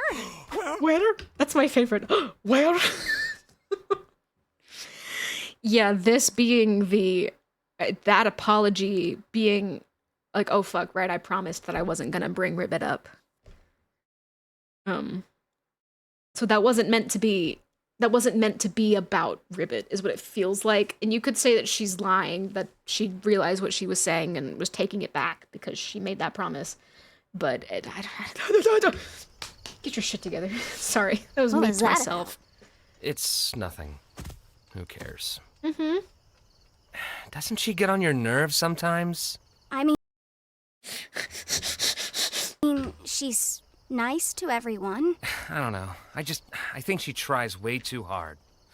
Like, we're stuck in... Why are you always pretending everything's always fine? Like, if you tell someone they're too hard... God, eyes.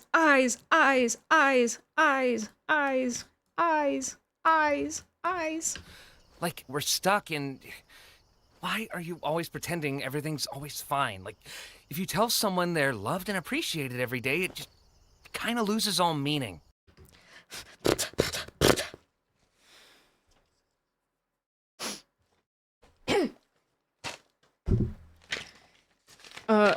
Refer to the beginning of stream where we talked for 30 minutes about love and pain and vulnerability and self-sabotage. It just feels like she's trying to take advantage of you, you know? Because love is never free. Love never comes without some caveat that's gonna ruin you. Is that right? That's right, you know? Yeah, there you go.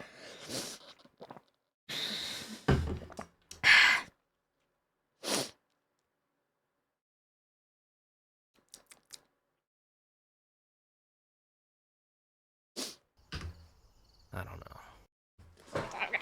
I'm gonna fucking abstract. If you tell someone they're too hard... I mean, she's nice to everyone. I don't know. I think she tries way too hard.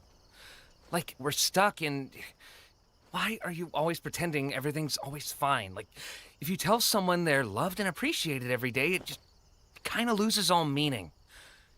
It just feels like she's trying to take advantage of you, you know? I don't know.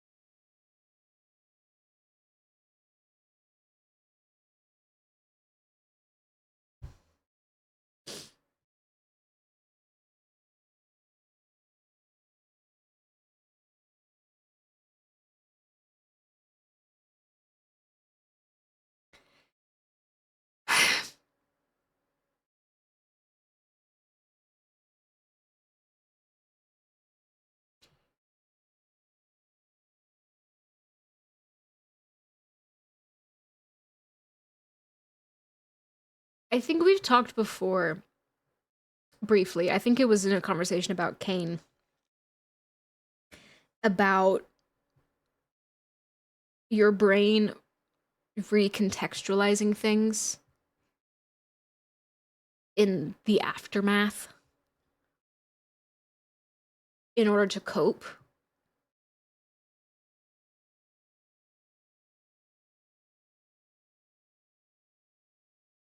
And in order to protect itself.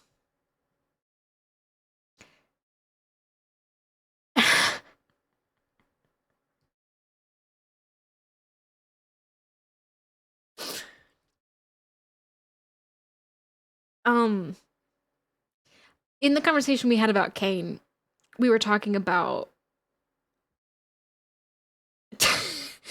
we were talking about when you don't realize you've done something, or when, like, so let's not even talk about Kane. Let's just talk about, so, like, anxious and avoidant attachment styles and seeing warning signs and self-sabotaging the relationship in order to protect yourself, and how your brain will retroactively take all the conversations and all of the interactions and put it in a different perspective and change the meaning behind things. Suddenly this thing that they said was actually a manipulation tactic and you just didn't realize it, and this was actually them not wanting to talk to you, and this was actually a red flag the whole time, and things that could have been completely innocent or even, like, meaningful to you in the moment, your brain takes it and corrupts it because it's following patterns and looking for patterns. And if your brain has been trained that love is the precursor to pain and that vulnerability is the precursor to abuse, it's going to take every show of affection and every moment of comfort and security and turn it into a warning sign.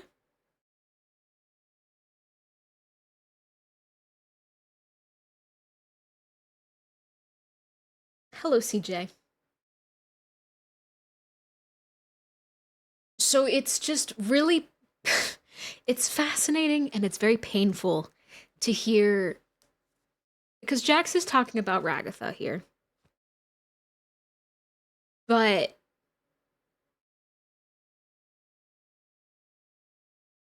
it's also just, she's trying to take advantage of you. It feels like she's trying to take advantage of you. We know that in the moment,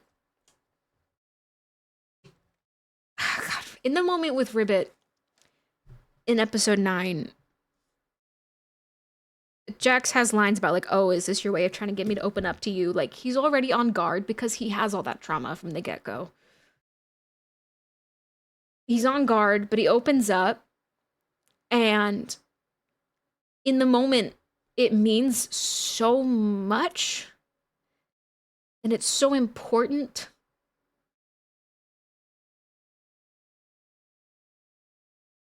But then as soon as, like, that panic sets in, and you start... God, I just... Oh...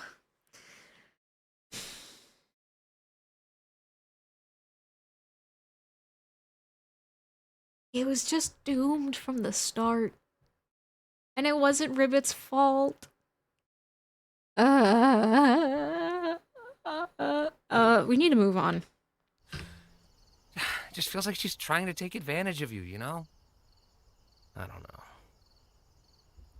know. Also, she's dumb and she looks weird. Think we all look weird. Excuse you.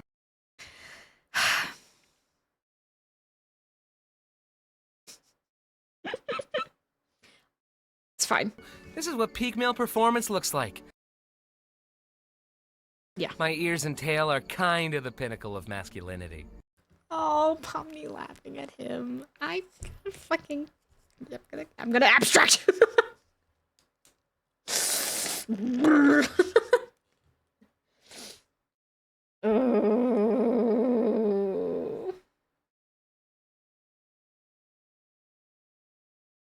I'm writing a note.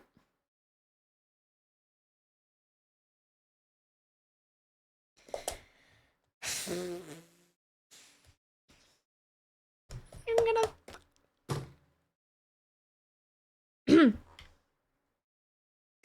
And she just lets him.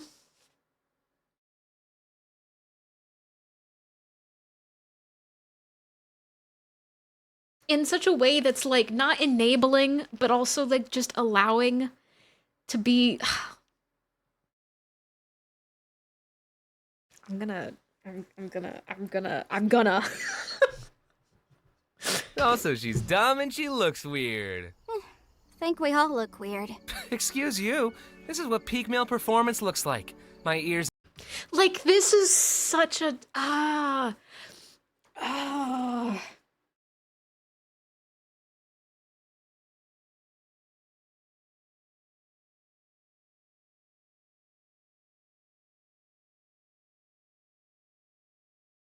Like, this joke. This is like the most human joke. I feel like. God fucking damn it. We are 10 minutes into the episode. Oh my god.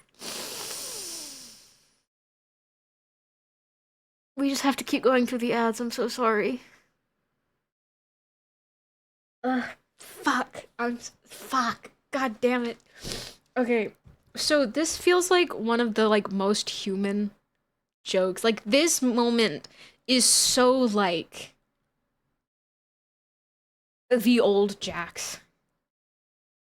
Like this is like one of the first. So we get this moment also like we get a moment in episode 4 where Jax is very human with Pomni and very like kind of just chill and open and not quite vulnerable, but like not like masking really. Like yes, this is masking, but masking in a way that's not like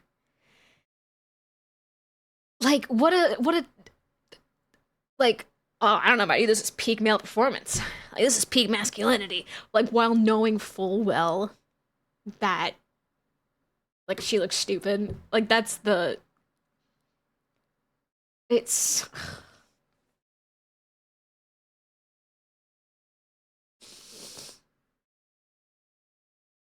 let's take the ad break, shall we? I'll talk to y'all after the ads.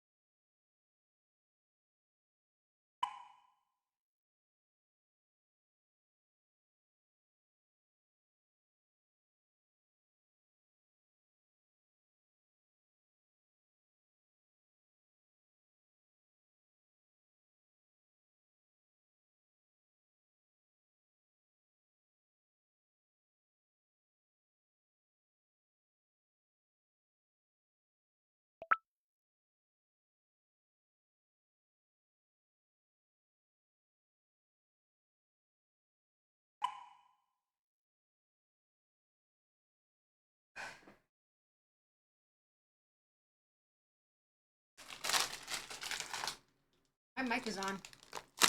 I like my things. I didn't mute myself. That's really embarrassing, actually.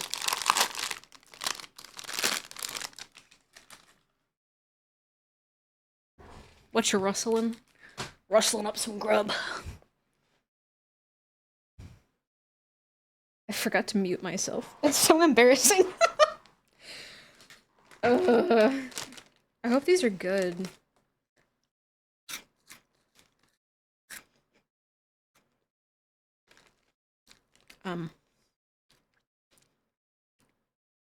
Oh, this is gonna make me sick. Birthday cake. Rice crisps. That's really embarrassing that I didn't mute myself. I forgot. Not the song being human. I'm sorry.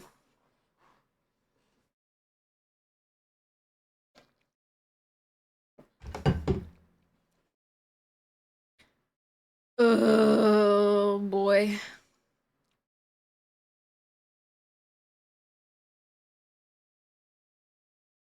Y'all are on ad break. I'm still sitting here looking at this fucking scene. Oh god, it's in my throat. Help. Echo. Oh god. Hello. Welcome back from ads.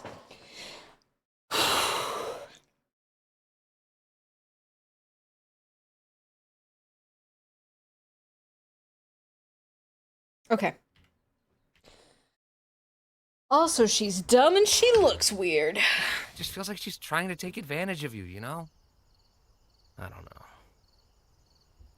know. Also, she's dumb and she looks weird. Think we all look weird. Excuse you. This is what peak male performance looks like. My ears and tail are kind of the... The funny one. This is the funny one.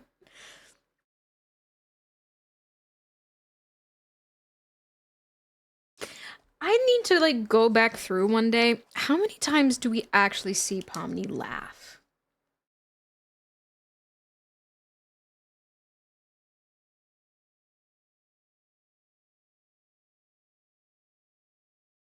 Like, actually laugh. Not nervous laugh, but, like, actually laugh.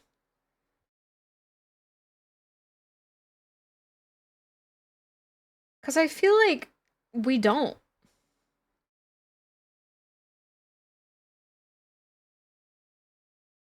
Not a whole lot, yeah. But it happens twice in this episode that I can think of off the top of my head. And it's the same kind of laugh. That, like, the kind of laugh you're like, you almost like didn't mean to laugh.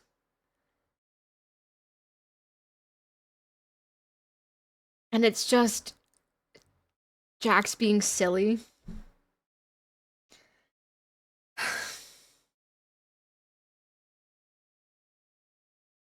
Also, she's dumb and she looks weird. Think we all look weird. Excuse you. This is what peak male performance looks like. My ears and tail are kind of the pinnacle of masculinity. You don't have a tail. What are you talking about? Yes, I do. What the? Where's my tail? Let me not pause on him touching his ass. Sorry. Also, hello, Aston. How are you? I think we talked last time we did a rewatch about the tail, and I'm not directly correlating it to any, like, one specific, like, it being there or not meaning one thing or the other, but that aspect of having a perception of your body and whether or not it's there, like, it's very body, not quite, I don't know, I mean, it is body dysmorphia in a way. It just feels very, like, you thought something was there when you weren't thinking about it. Something was, like, and I know that, like, Jax definitely did have a tail and now doesn't, and then it comes back and it goes away, but it's just interesting to look at it through the lens of that, like, perception of your body and how you feel like it is, and then being told, well, no, that's not what it is, and then that, like, juxtaposition. Anyway. My tail? I have never seen you with a tail. When would that have even... And also just the, through a different lens, looking at it through, like, actual just the characters themselves lens. If we think about what abstraction is, and it's a complete loss of self and identity, and it is interesting that as Jax is a character that is derealizing himself and not allowing himself to be human. And here's the thing, I think I talked before also about how I don't remember if the tail was actually intentionally left off the first time and then they just, or if it was accidentally left off and then they just made it a reoccurring theme. But knowing that they are brain scans, it's interesting that these models were, like, their character models are built encapsulating their mind files.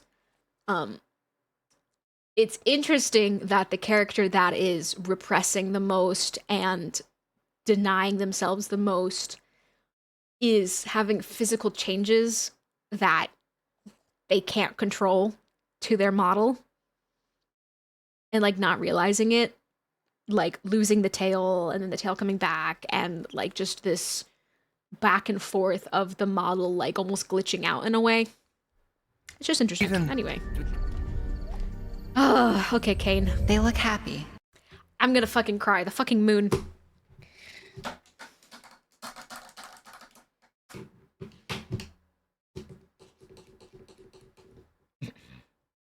You should die. You should throw a beach party.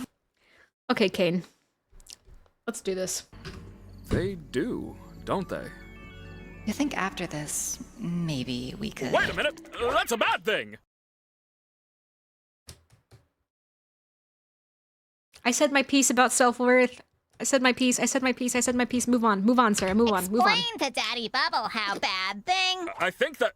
Don't say that. I think they're enjoying the suggestion box adventures more than the...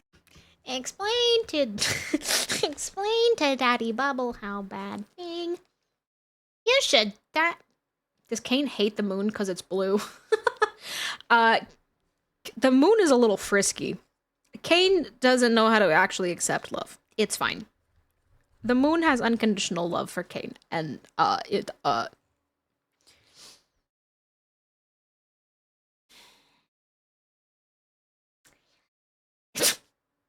Explain to Daddy Bubble how bad thing. But he made the moon. Kane made a lot of things.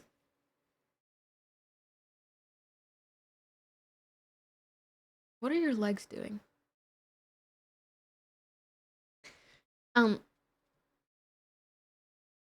But Kane didn't program the moon to say I love you.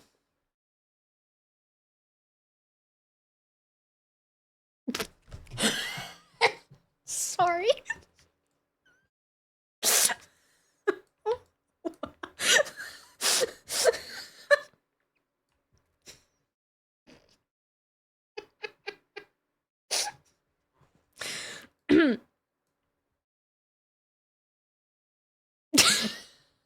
Fucking cursed.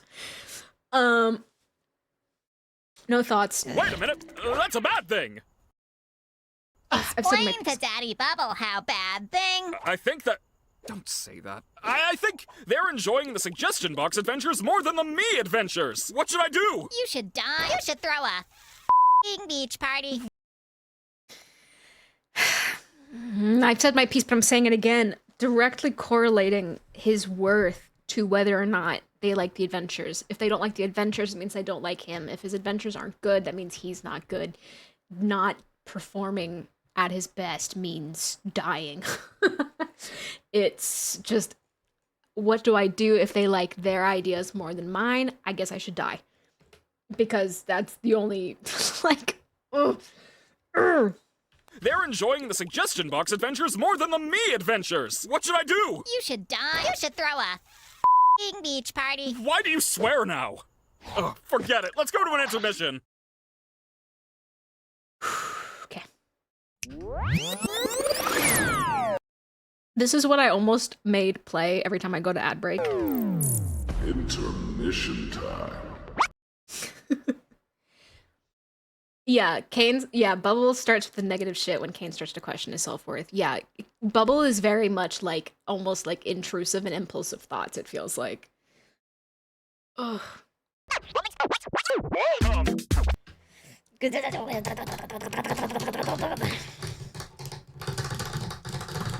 Okay, we're gonna let it play.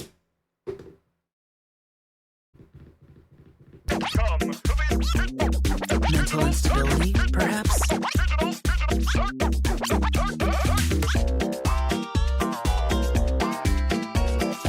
Oh,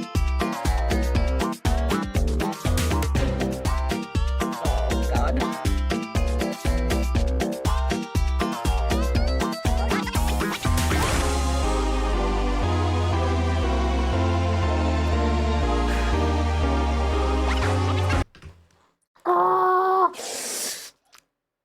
Fuck, I almost made it. Okay. I didn't almost make it, girl. You made it. 2 seconds. All of the eyes and none of them looking at him.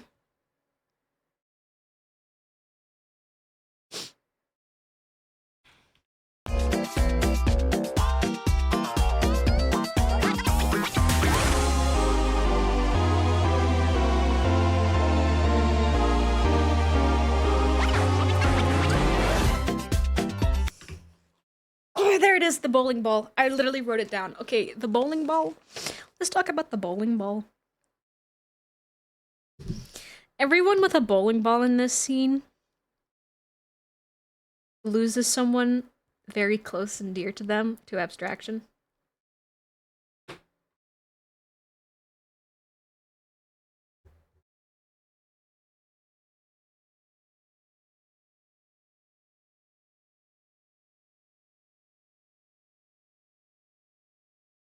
And that's why it's also really sweet that Kinger catches the bowling ball. Like, yes, he still gets knocked off the chessboard and whatever. But Aproteus, hello. How are you?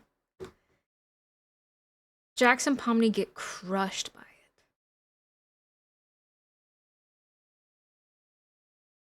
Yeah. Pomni and Jax get crushed by the bowling ball. Kinger catches it and carries that with him over the edge.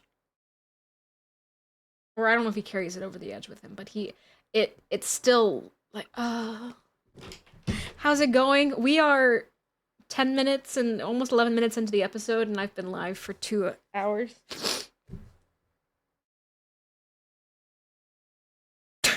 That's how it's going. Hello, Martist. How are you? Welcome in.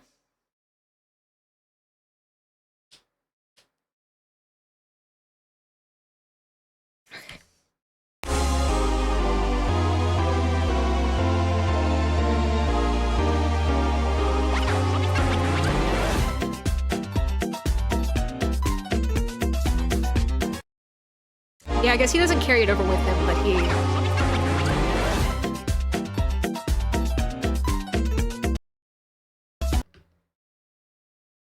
Oh.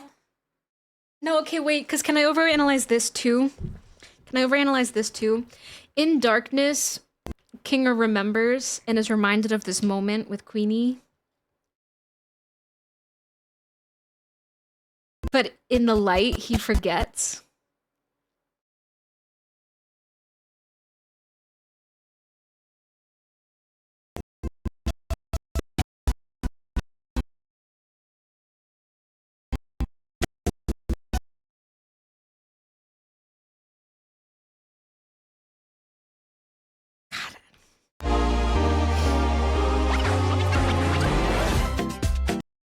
God, crushed under the weight.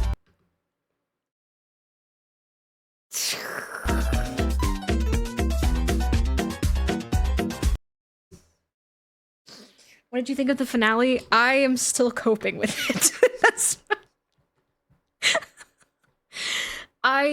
It's so painful. I have my issues with it, but just as a whole, I loved it. God. Okay, my poor nose is gonna be so red.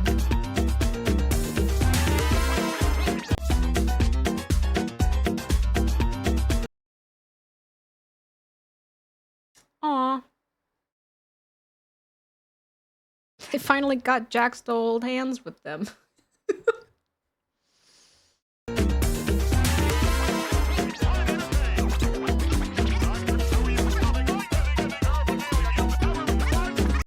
This is just...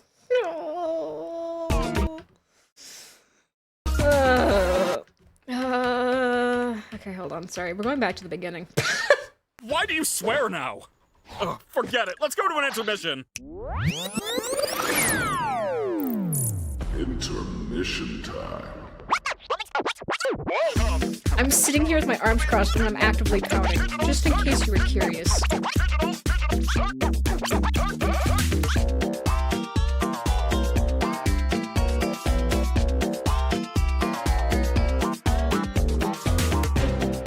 And if Bubble does represent also the blue AI and the instability caused by the, I feel like Bubble is like a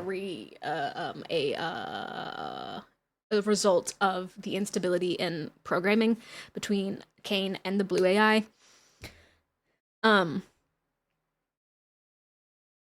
Like, yes, Kane literally consumes Bubble in this. Like, Kane consumes the blue AI. Who are your favorite, least favorite characters? My top God, I love all of them so much. I think I said at the beginning that I don't have like a least favorite. I just have the one that I connected with the least, and that is Zubul that I connected with the least. I am not playing Soma. You're fucked up. My top 2 favorite characters. I mean, I love Pomni, but I feel like my top 2 are Kane and Jax. Pomni's up there just because I fucking love Pomni, but if y'all no, y'all are crazy. You're crazy. You're crazy. At least give me a heart rate monitor so I can make content out of it.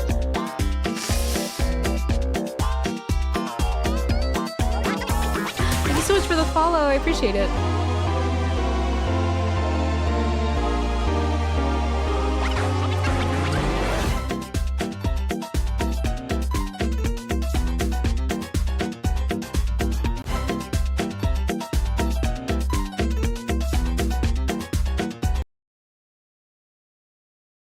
I'm not thinking this is anything, I'm just curious what that was. That his eyes get left behind? Oh, no, I'm just seeing things.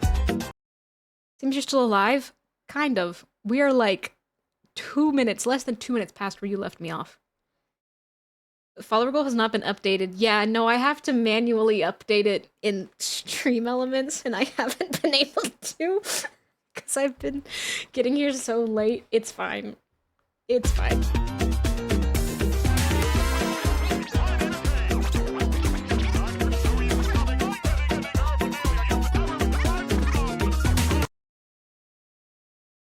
Everyone in this room is just a little gender freaky. I think just a little. Oh.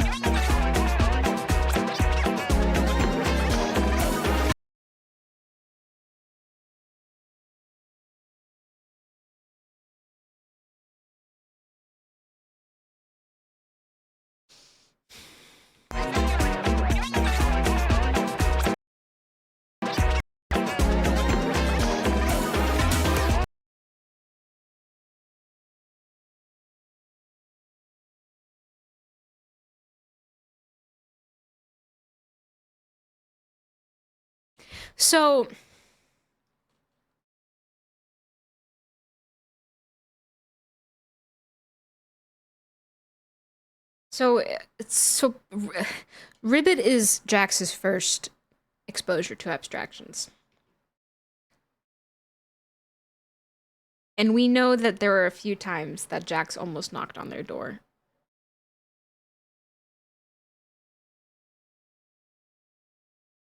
And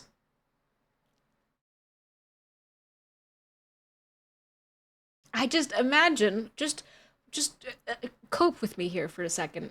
Just play along. Pretend I'm not insane. Just imagine with me, if you will, a couple of different scenarios. One scenario, there's a creature on the loose. Jax doesn't know what it is. And goes to get Ribbit and sees the X on the door. Of course, obviously, all of this is happening in real time. But just imagine with me, if you will, that this is not happening in real time, that this is something that happens in the past. But then also imagine with me, if you will, a scenario in which Jax is like, no, that couldn't have been Ribbit, and goes and runs to the door and sees the X on it. But this is all happening in real time because it's the intermission and they're being used like little play toys. Anyway, we're gonna move on.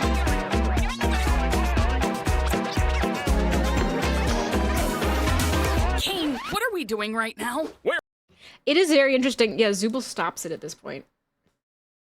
Zubul snapped out of it. Zubul wasn't in it a lot. I don't think Zubul knows. No, because Zubul doesn't know about Ribbit because the only one other than Jax who knows about Ribbit actively is Ragatha, and Ragatha swore not to say anything about it. So they don't know about Ribbit. I mean, they know that there's an X on the door, but they don't know. Kinger, Ragatha, Kathmo at one point, but and then obviously Kane. But yeah. No, Zubul doesn't know. Intermissioning! Why? Hello? And now back to the show. Mood. Oh, Zubul bar. And also just, okay, so I know I was talking about, like, oh, headcanons about things in that last animation scene, but knowing that it is all happening in real time.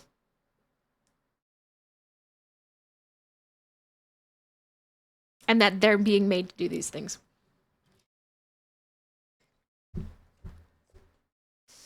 It just makes it so much more heartbreaking the way that Jax comes into the scene. I relate to Zubul here because I too like making drinks, you know? I think it's really sweet because also we now know, because they all start opening up at the bar and we know that Zubul, or Riley, I think is their real name. Like in real life, Riley opens a bar and it's like a queer bar where people can go and be themselves and open up about things and so Jax might not open up at Zubul's bar, but Lee opens up at Riley's bar. Okay. But also just knowing that Jax has just been recently reminded of certain things now enters this scene so, like, worn out and exhausted and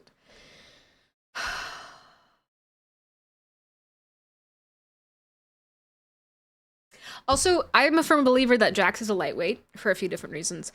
Because I'm pretty sure Jax gets tipsy in this scene at the very least. Obviously, I don't think Jax has a good relationship with alcohol. I feel like there's a good probability that there is issues with it. You know, just not to stereotype, but I feel like that's usually involved. In the kind of households that Jax grew up in. But also if we're to believe what Jax is only 22. Like as of like right now. Jax doesn't have good relationships in general. No. Jax is like physically incapable at this stage. But Jax is only like what 22 and has been in the circus for years. I feel like there's an element of it that's like this is how drinking alcohol is supposed to affect you. And so like Jax sort of like manifests his own drunkenness because he's like, okay, I'm having a drink. That means I need to be drunk. Well, Xenios, you're a special case. My implication is that Jax has never had an alcoholic beverage outside of the circus. And so doesn't know how it affects you. So like it's all just like the cartoon aspect of it. And like media and like almost sort of manifesting like his own drunkenness. It's an interesting way to, it doesn't mean anything, but I think it's fun to analyze the scene through that, but also just coming in so sad and so dejected and just in a bad mood. And I also feel like because there's a few layers to what's about to happen where we know that whenever Jax is put in a situation where people are being real and human, he starts to overcompensate by being more cruel and lashing out and being more immature. Yeah, you run into a lot of young people who like that who drink for the first time and go wild. Yeah, because they're like, this is how it's supposed to like make you act. That's what it feels like. Yeah, like so, but there's a lot of times where whenever like Jax becomes more like he lashes out and he's more immature and verbally mean when confronted with people being real and genuine with each other and with him by extension. Because that's the only way to keep that mask on and keep that distance. So we're coming in from this right off the heels of being reminded about Ribbit. Like, twice. You know, so we're fresh off the heels of that. And now we're all just sitting at a bar chatting about our lives outside of the circus. Like, hello.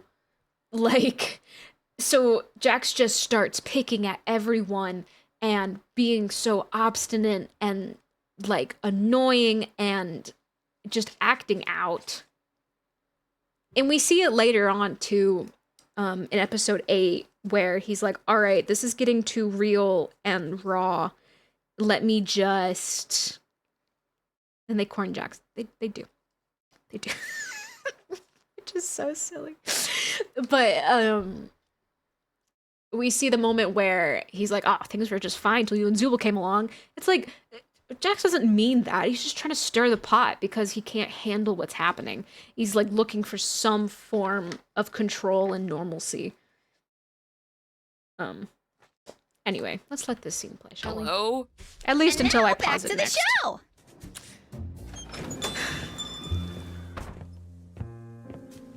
Give me a whiskey sour, but hold the egg white, since I'm a vegan. What? I hate this! How is this even possible? I thought... Yeah, Zubul's a bartender and a tattoo artist, and is only 22. Kane couldn't... Yeah, we don't need to address that, because, I mean, we're talking, yes, there's lore implications of the story, but also, we're gonna kind of just keep rolling past, like, lore stuff, because we're talking more mental stuff. I could have made it way worse for you. Well, I'm calling a vote to turn Zubul into a slug. I love Tommy's Everyone voted face. against that. No hate it. I quote that all the time, actually. It's raining like the Dickens out there. Hey No guys. hate it. I'll have. God, he's so angry. He's so It's grumpy. raining like the Dickens out there. Bunny Rabbit has entered attack mode. Hey guys. Woo! It's raining like the Dickens out there. Hey guys.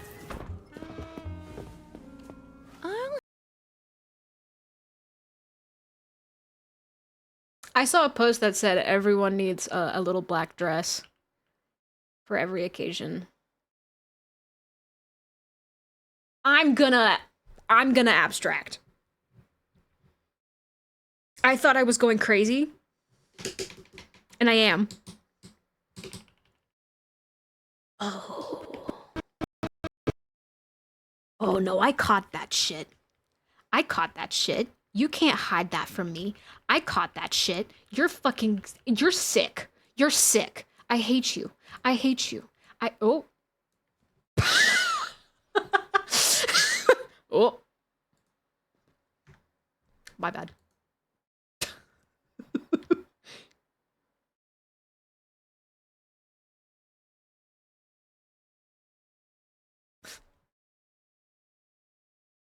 I caught this. I saw the way that he moved his eyes. No. No. Look at this.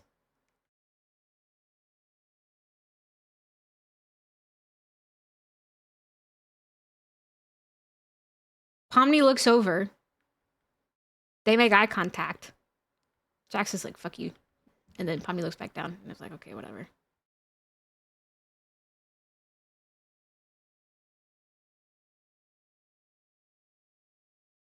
Just always checking.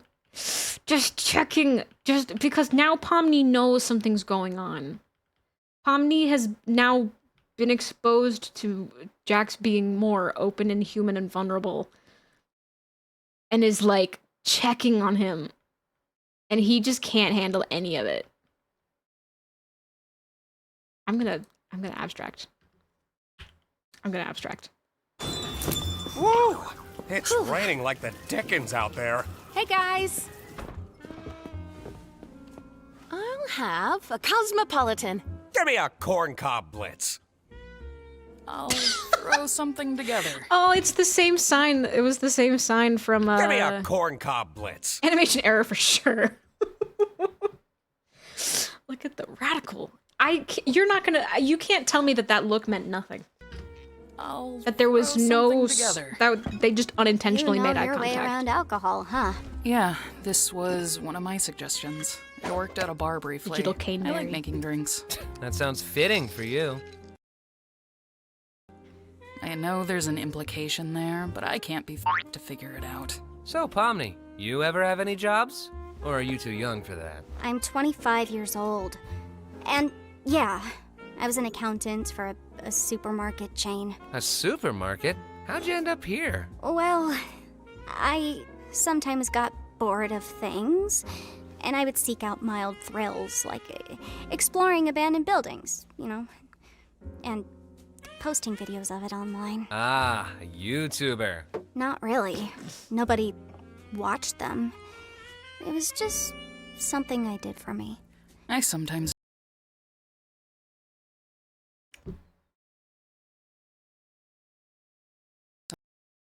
did that.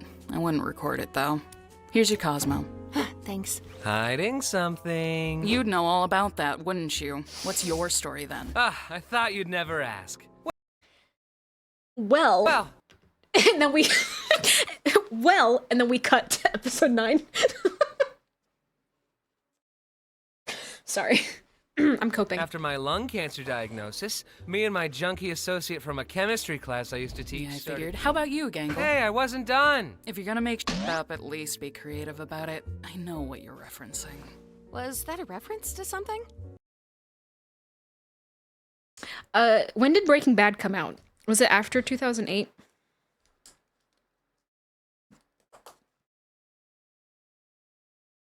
Because we know that Raga has been on the circuit since 2008. Yeah. I worked in fast food. You've done more than that. What about your art? Imperial, no, I was in community college for graphic design, but I dropped out. I didn't really pursue art much after that. Hey, I'm always down to make art together if you want. Oh, I didn't know you were an artist too, Zubal. Yeah, I was a tattoo artist for a couple years. A bartender and a tattoo artist? I love Kinger so much. Kinger's just along for the ride. You're killing me here, Zuby. What do you mean when you say that? Do you have, like, an actual point, or are you just talking? I'm just having fun. I forgot you hate fun. God, the overcompensation. I have I have dealt with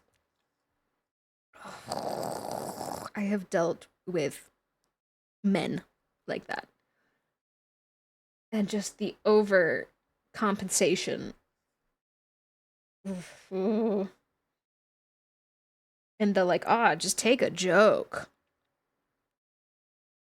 But then when you make them explain it, they're like, you're just too sensitive.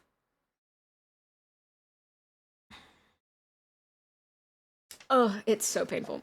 Fun isn't the thing I hate. I guess I'll go now. Oh, geez, where to start? I was born into a fairly wealthy family. We had a large property with horses and chickens, and my mother, my mother was a lot. I worked in real estate for a bit until I ended up here. I'm sure she doesn't miss me. I certainly don't miss the yelling, and the braiding, and guilt-tripping, and the... Yeah, just kind of a farm girl. Oh, I hit the pause Nothing button too by out of the accident. ordinary.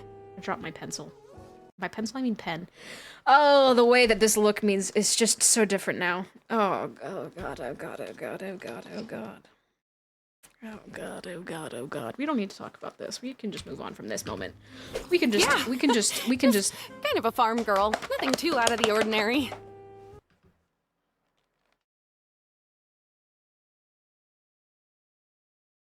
I wish we got more of Ragatha's backstory than Jax's. I mean...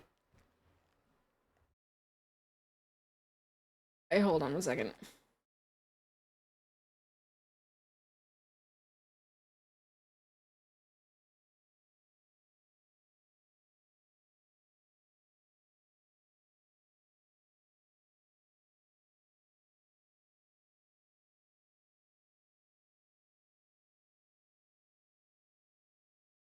Sorry, what? Why would she get C and A? I feel like we've talked before about how trying to dive into every single reason why each person got into the circus in the first place is both fun, but also like to the detriment of the show. Like it wasn't necessarily the point. I think some people theorized that she was showing off the property to like prospective people and put the headset on because we know that she wasn't alone when she put the headset on because she goes like, "Oh guys, like can you hear me guys? Hello?" I think that was one theory. But I also feel like at the end of the day I love Ragatha, but the main Pomni and Jax are the main characters. And it's very much a character piece that is exploring some things that are very personal to Goose. It's just lazy writing. I agree, but I also disagree. And the reason I disagree is because this is one of those shows that the whole thing was written out and planned beforehand. And a lot of the things it explores it's a very personal, it's a very personal self-exploration piece, almost. That tackles a lot of things that Gooseworks specifically struggled with and went through. And, like, just, so it's all very much, like, written for a reason. And it just became something so much bigger. I think you can come up with reasons why every single person got put into the circus. And I think that's all fun and fine. But I don't know, I feel like it's not the point. The point isn't why they ended up in there, it's what are they gonna do now that they are there. So much of the point of the show is like we've talked before, it's not about the mystery, it's about what it all represents. And the mystery of it is fun, but it's not the point. And so it feels... Yeah, Pomni and Jax are the main characters. So while we do have moments that explore each of the characters, like we have moments for Zubul, and we have moments for Gangle, and we have moments for Ragatha where we explored their psychology, they're not the main characters, they're side characters. So while we are curious about them and we love them, it's also pretty normal to not learn how they ended up where they ended up. I mean, we don't even learn how Jax actually ended up in there. And I think that's part of the point, is it's fun to talk about, and it's fun to think about and explore, but that's not the point. This is just a thing that has happened to them, and now they have to deal with it. I don't know. I just think that's, I think we could sit here all day and talk about all the things the show didn't explore, but I think the show explored exactly what it wanted to explore. And I think from a writing standpoint, that's actually not a bad thing. I think from a writing standpoint, the show did exactly what it set out to do. And it became something so much bigger than what it was intended to be. And that sort of was to its detriment. And I'm not saying we shouldn't expect this level of, it's totally valid to want more and to think it's lazy writing. And I mean, there's a lot of things that I'm unhappy with the way it was handled or the way that it never got addressed or whatever. But I think that as a whole, again, the show did exactly what it set out to do. Everything else is just extra. And no point in asking Kinger, because there's no way he remembers anything. Never better.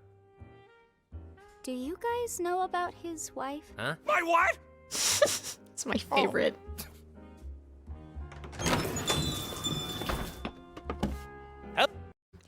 So that's the guy who sings Isn't She Lovely in episode 9. What? That's disappearing guy. That's just what he does. I see.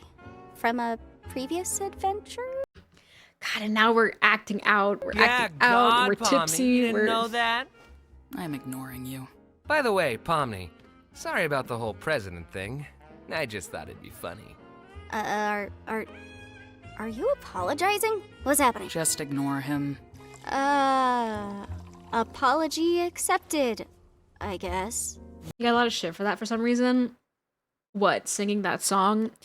People on Twitter I've just stopped caring. People on Twitter are just, the media literacy in this fandom is something to be analyzed under a microscope. Wow, the first steps of a budding friendship, right, Ragatha? Oh, God. Yeah, that is a little bit scarier to think about given what happened to Jax's last few friends. And the fact that they used to be Ragatha's friends. Hey, Pomni, remember when Wow, the first steps of a budding friendship, right, Ragatha? Hey, Pomni, remember when Kaufmo smashed me against the walls and I got all jumbled up? All things considered, that was pretty funny. In the next episode, she does talk to Kinger about it. Yeah, she does. She talks to Kinger about it, and I love it. But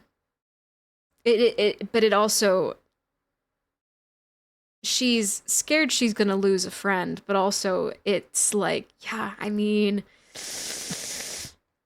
I understand people being a bit upset that now people will think Isn't She Lovely is a digital circus thing. I guess, but that's not the show's fault. Like, that's, I mean, you could say, like, oh, I hate that people will use this song in this show because now people think it's just from this. It's like, okay, but you're only upset because you don't like Digital Circus. Like, it's so easy to go, well, actually, the original is this. Like, that's such a non-argument, I feel like. Just an unfortunate side effect, I guess, but, like, I'm like, if you don't dislike the show, then there's nothing wrong with it. Like, they got the rights to cover the song. Clearly the person, it's like, clearly it doesn't matter to, like, the people who actually, I don't know. Also, she's dumb and she looks weird. Hey, Pomni, remember when Kaufmo smashed me against the walls and I got all jumbled up? All things considered, that was pretty funny, right? No, not really. Oh, yeah, no. Sorry, that was probably pretty traumatic for you. Oh, remember when you got high at McDonald's and told Gangle to kill herself? Kinger is like, yeah, no, I remember that. You weren't even there. Really? Kinger. Oh, yeah, no. Sorry, that was probably pretty traumatic for you. Oh, remember when you got high at McDonald's and told Gangle to kill herself? No, that was funny. What? I did not say that. I think. No, of course I didn't. And I am still so sorry about that, Gangle. I would never have said anything like that if I didn't get that stupid sauce in my eye. Jeez, Raggy, just let yourself be mean sometimes. It's funny. Yeah. I love Pomni. I want to know what's going on in her little head. She doesn't have a little head. She has a massive head. I want to know what's going on in her head. I just love the way she's just watching. And just processing. And analyzing. And just storing information away for later. Gangle did let Ragatha burn in a fryer. Sure. But she walked away from that pretty fine. She had a band-aid. She didn't really care. Yeah, constantly tormenting Gangle's really funny, Jax. You guys all take this place way too seriously.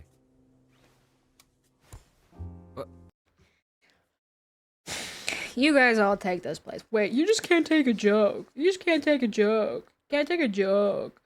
Take this place way too seriously. Mm-hmm. Is that right?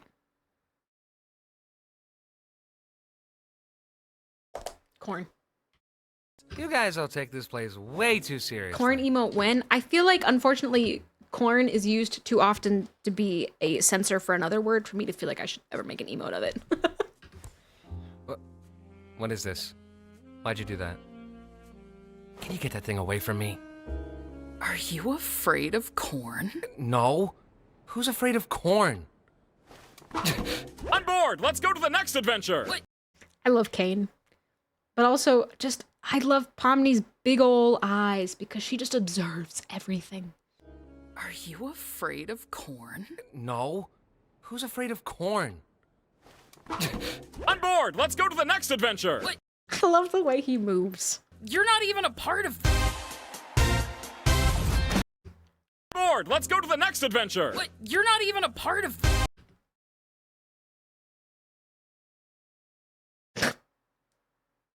Kaufmo tire. I just hope both teams have fun. I can't read. Can't wake up.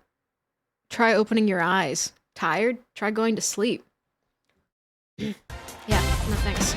It's softball, ladies and gentlemen! Good old-fashioned Oh, stuff. we're doing this now? Beautiful night for a game, right, Bubble? We've got the Big Tops playing against the evil Big Tops. Sup, I'm Evil Pomni. I'm evil Ragatha! Coach Dictator here. Hi, guys.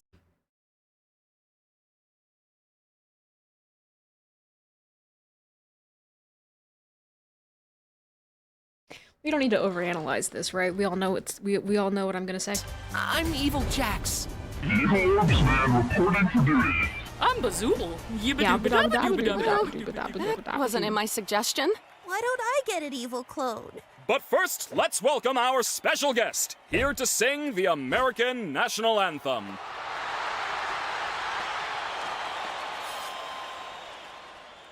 Oh, say.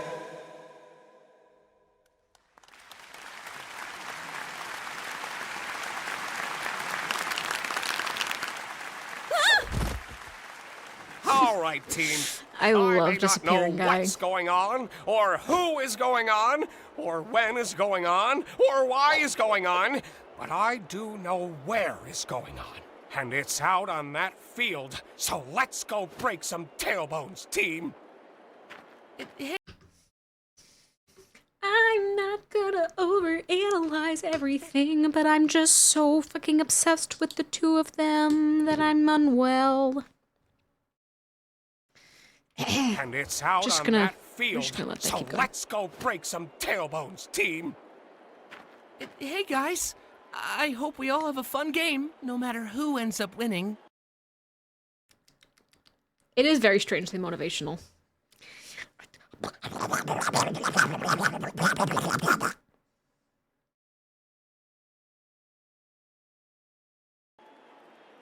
I want to kill that guy. I'm sure you do. I'm sure you do.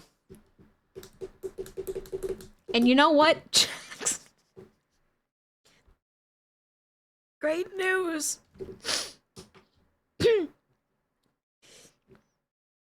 You do. Oh. Okay. Sorry. Thank you for the hydrate. Hello, Skyla. Oh. Okay. Well, hello, stupid Gatha. I hope you're ready to get completely annihilated. Nobody loves you and you're going to die someday. We can't exactly die. It's like the whole thing here. It is kind of sad she doesn't argue with the other other part. What the frick? What the frick? Check this out. You're out, dumb. Damn it. Ha! Get owned! Yeah, that's what I'm saying. Ah, she's cool. Wait.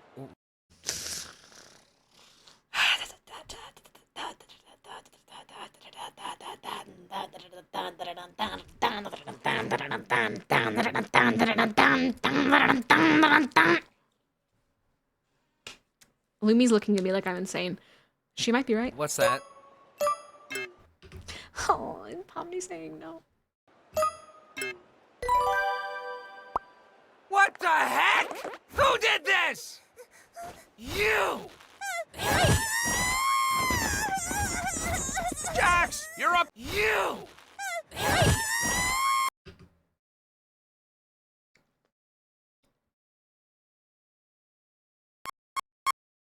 This isn't her first time wearing a dress.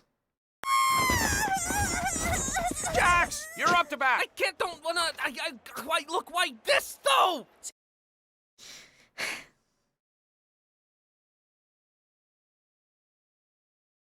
Seems fitting for you, though.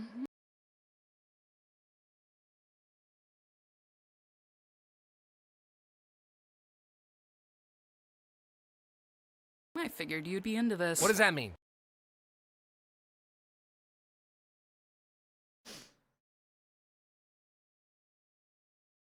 So yes, this is a direct parallel to exactly what Jack said to Zubul. Zubul's literally just turning Jax's words around. But God.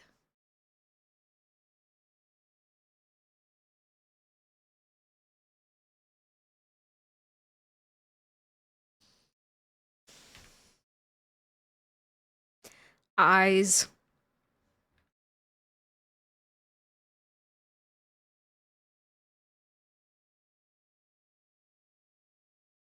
There is an aspect of, yes, Jax can't take what he dishes out. Yes, that's true. But also just seems fitting for you. I figured you'd be into this. Knowing how deep in the closet. Oh. Oh God, I swallowed wrong. Ow, that was a lot of air. Holy shit. Imperial, that hydrate tried to kill me. Ow, fuck, I feel it in my chest. Oh God.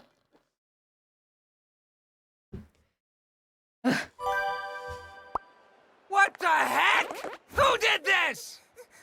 You! Jax, you're up to bat. I can't, don't wanna, why, look, why this though? Seems fitting for you, though. I figured you'd be into this. What does that mean? What's that supposed to mean?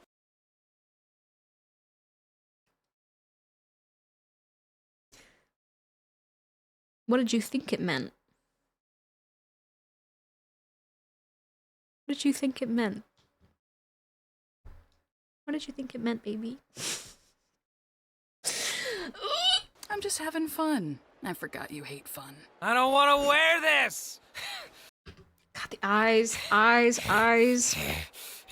I have never seen you this upset about something. Jax, bat.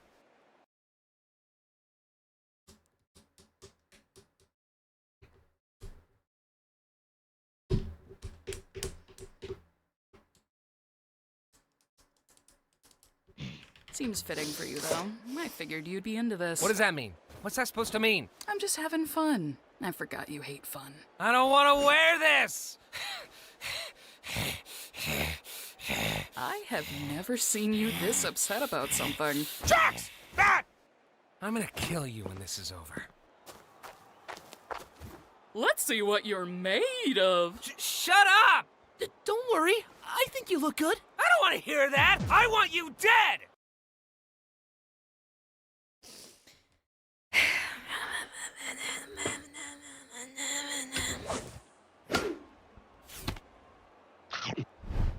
Well, guess there's no more ball. We're done. Wait, I got this. What? Hey! Sorry, Zubul. It's just the perfect regulation softball size. We're not playing baseball here.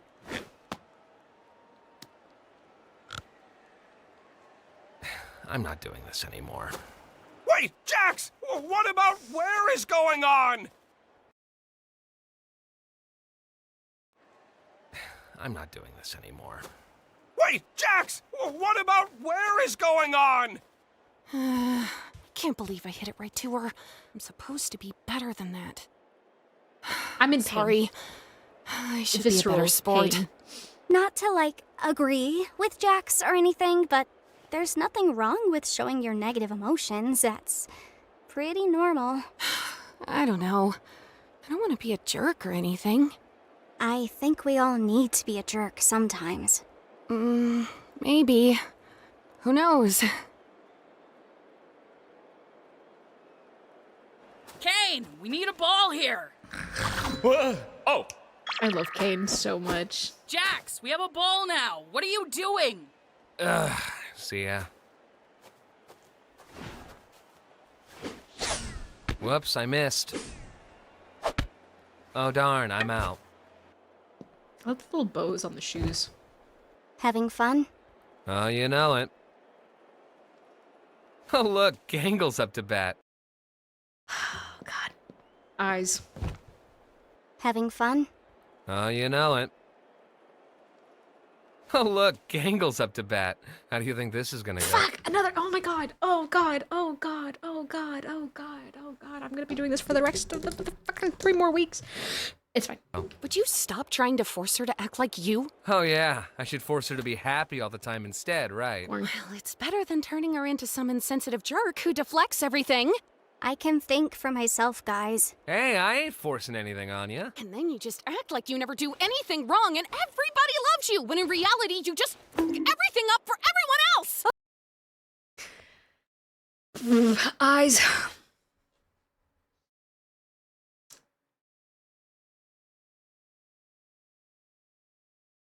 Okay. We just gotta keep the ball rolling. Let's keep the ball rolling.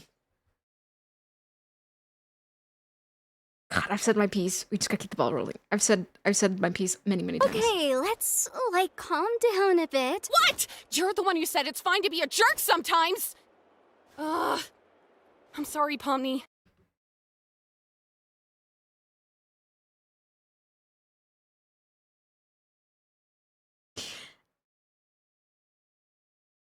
I'm making myself sad. Because I was like, oh. Mental instability, perhaps? Maybe. I was like, oh, look. Imagine. God, just.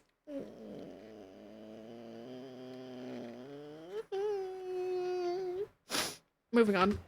That wasn't very cool of me. It's fine. No apologies for me? This is so sad. I'm sorry, Jax. For bringing up that thing earlier.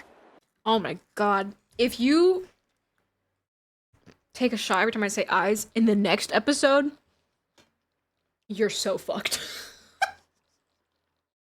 In the next episode? I'm sorry, in episode 6?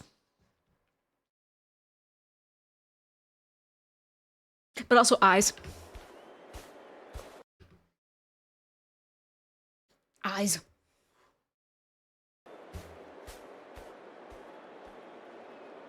So, you wanna talk about that? God, she looks just like the the Jax in the mines. Oh.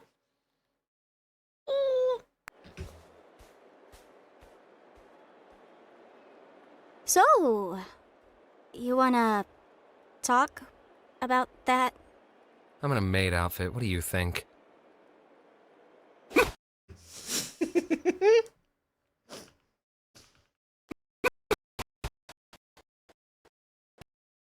It's so good.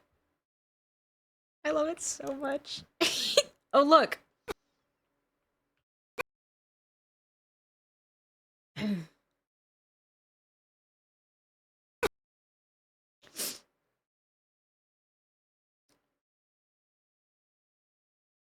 something jagged edges, something abstraction. Anyway. So, how's the game going? Great! Gangle hit a home run! Really?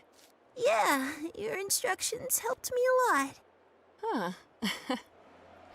Can you give me my eye back? Joke's on you. I've already forgotten what you're talking I love about. this. The Jax Burger. Wait, the Jax Burger's a thing Can you beforehand. give me my eye back? Oh, Joke's okay. on I totally thought that the Jax Burger. Oh no, there's a Zooble energy drink. Wow, shows how much I know. I totally thought that the Jax Burger was newly added at the end of episode 9. Or maybe that's a beer. Maybe Zooble's on or maybe that's a soda. I've already forgotten what you're talking about. Wowee! Another home run! God damn it! What? Okay. Nice going, Zubul. All right, Pomni, you're up. Hey, Ragatha. You want to bat for me instead? Welcome I back guess from I ads. could. If you really don't want to. Think of it as a second chance to show him who's boss. Yeah.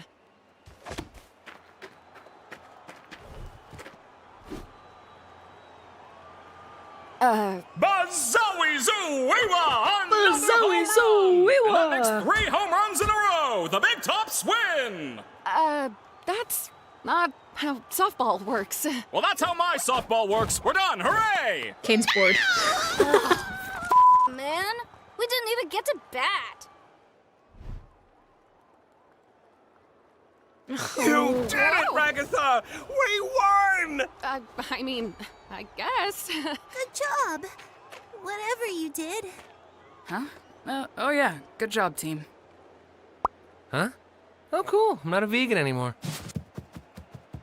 Oh, hey! Wait, what are you... What is going on? Oh, hey! Good. Wait, what are you...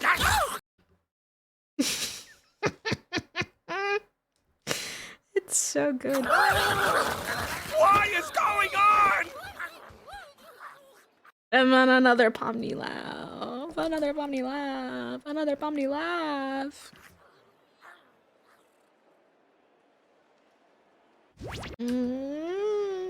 Ragatha. It's okay, sweetie. It's okay. I mean, like, it's not okay, but it's okay. It's okay. Well, I hope we all learned that suggestion box ideas are actually not fun at all, and Kane's ideas are much better. Well, Yeah, sure. some of them were pretty okay. I kind of liked the low stakes ones. I thought the first 2 were awesome. The rest, eh. Oh yeah, Pomni. I can show you that thing in the hall I was talking about. Oh, yeah, sure. I wonder what this was. Because it's obviously not anything actually meaningful. Like, I don't think it's not the room. It's not, there's no way. Like, that's not a thing. But I'm curious what that is. Like, what did Jax show Pomni?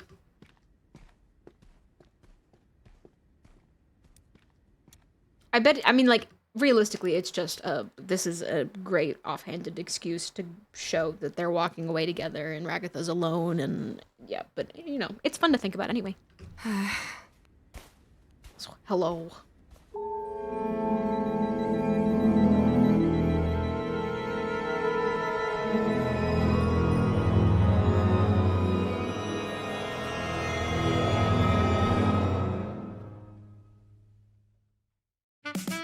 Now, I don't know about you guys, but I feel like that was record time.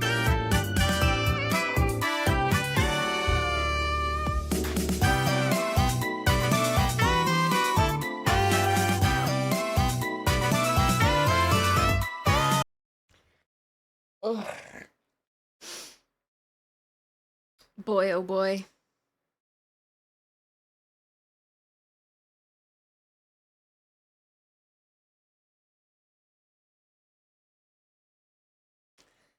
We are not starting the next episode. You got me fucked up.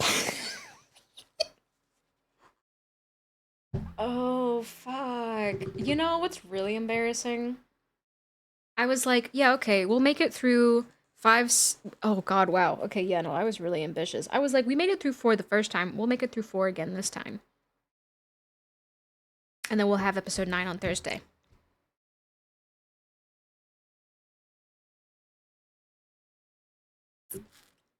Yeah, that's not happening.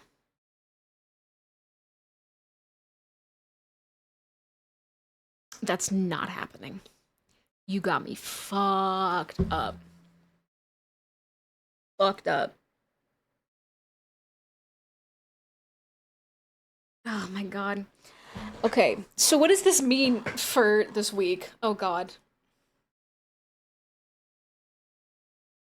because the whole point of this is to talk about it, so I don't want to like start slowing down.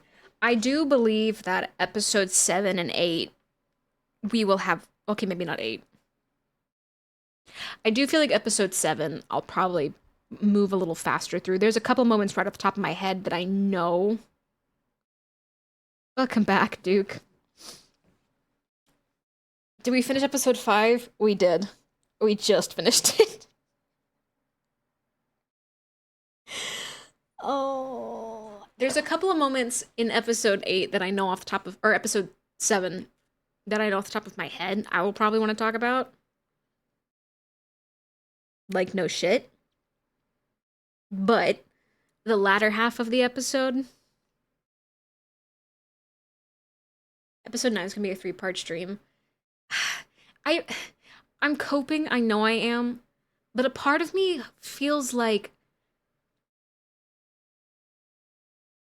because episode 9 is just the culmination of everything we've talked about so far. There's gonna be a lot of pausing, I know it, but I don't think it's gonna be like pause and then talk for 30 minutes. I think it's gonna be pause. I bring up things that I've talked about before. I cry, and then we move on. Maybe, hopefully. I don't know.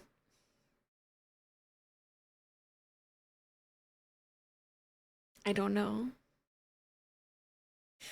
Oh, fuck. I really... Okay, because here's the thing. I'm having so much fun doing this, and I don't want to, like, make myself stop talking, because that's literally the whole point of doing it. But this was not supposed to take more than a week to do. So... God, I need to wake up early tomorrow. The only way we're getting through this is if I manage to get up early tomorrow and we just have an extra, like, we just have a long stream.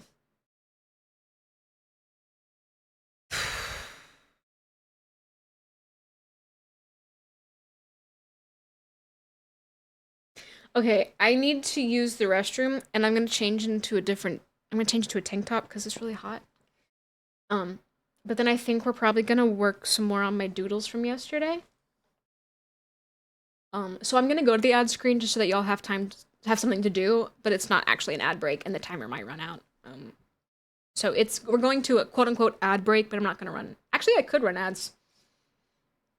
If I run 3 minutes of ads, I wonder if it will get rid of the next ad break.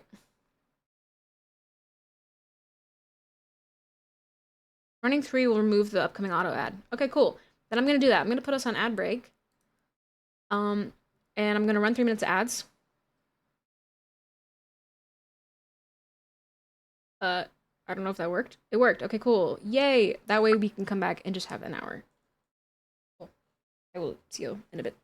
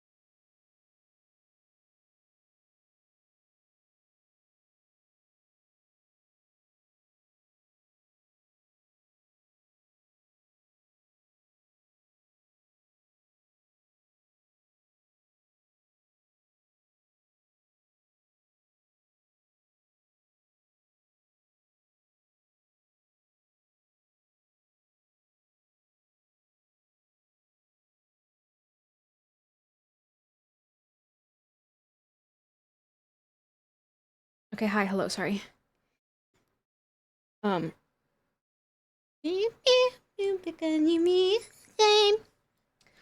Okay.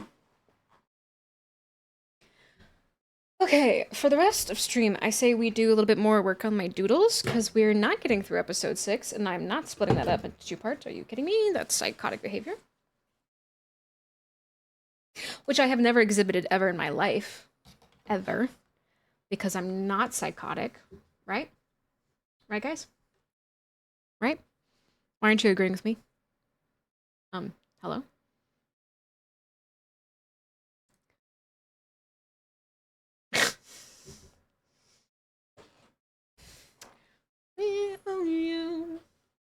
Okay, let me pull this up.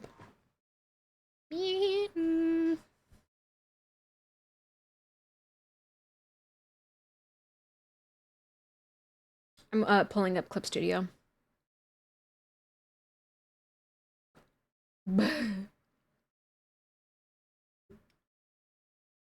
me do this. Pop that into the art category. And then let me do studio mode.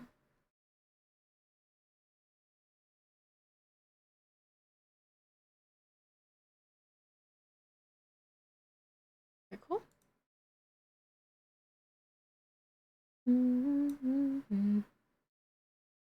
Okay, cool.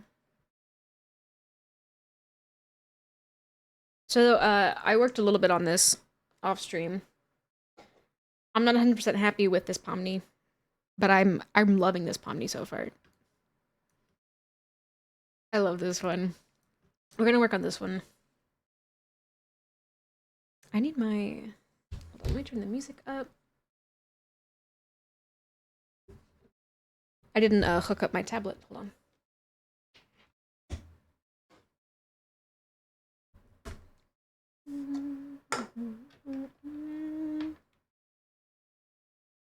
Around comes around.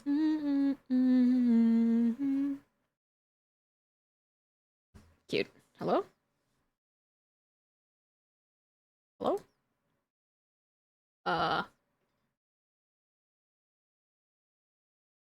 Wow, that was scary. Everything lagged for a second. Cool. We'll do this one.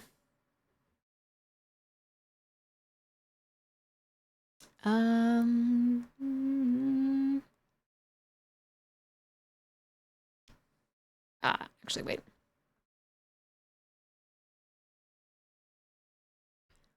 Cool. Yippee. Yippee. I guess I'll start with Pomni.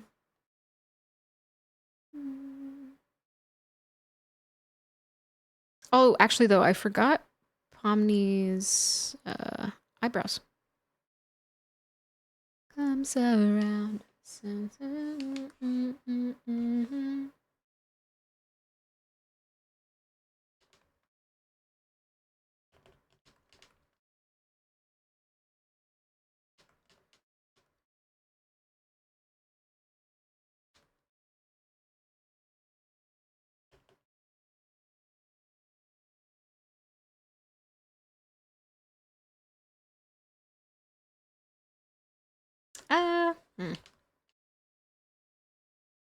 I mean, like, we could just cartoon it and the eyebrows just come off the body completely, but...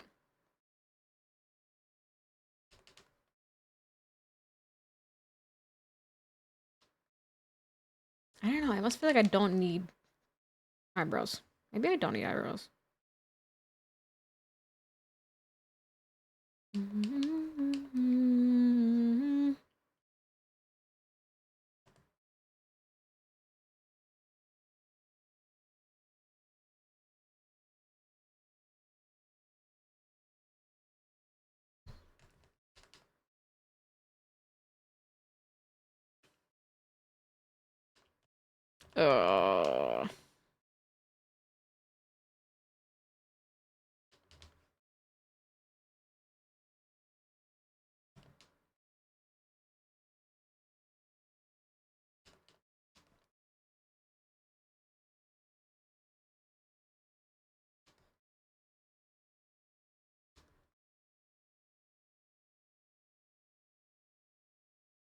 The way that I'm like so tired after this last episode. I cannot believe it took me 3 hours to get through one episode. I mean, technically it was more like 2.5. Technically it was like 2.5.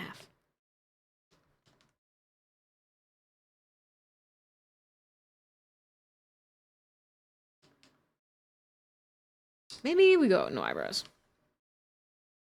Counting it all? That's not fair. I yapped for like 30 minutes at the start.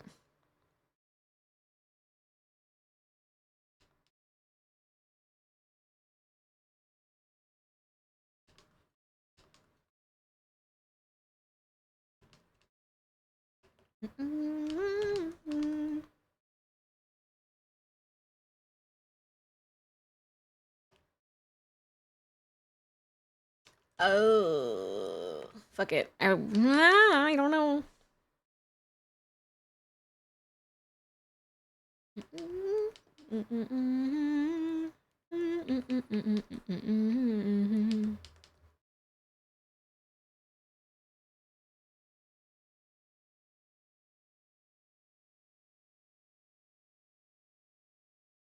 Ugh, fuck it.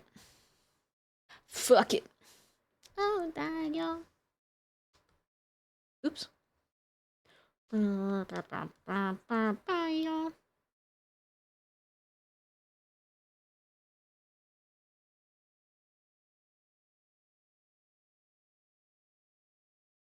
like so tired now. I'm sorry. I got warned out. Warned out.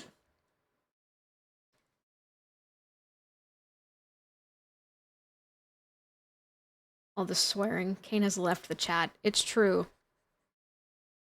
I mean, Kane swears. If it's for the bit, Kane will swear.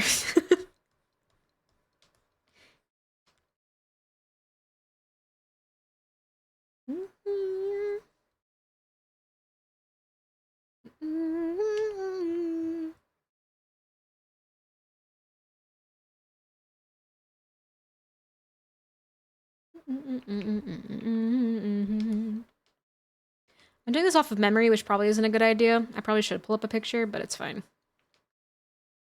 I'll go for like 10 minutes and now we're arting. Yeah, we weren't going to be able to get through the next episode, so we're just going to draw for the next however long. It's fine. It's fine. If it took me 2.5 hours to get through episode 5, we're not making it out of episode 6 sub 3.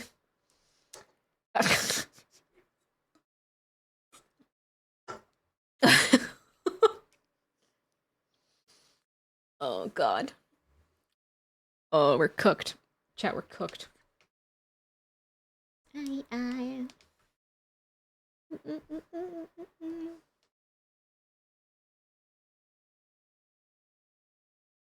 Oh, it's the eraser. Damn it. We? Yeah. No, you're in the pan with me. You're not getting out of this.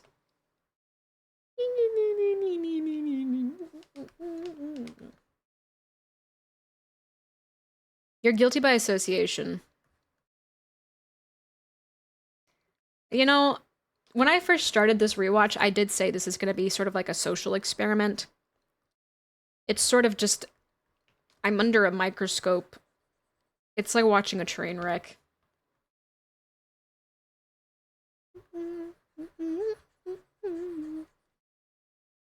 That poll on the Discord about whether or not we were going to do this, I feel like some people are regretting their answers now. They're like, oh, no, I didn't think it was going to be this bad.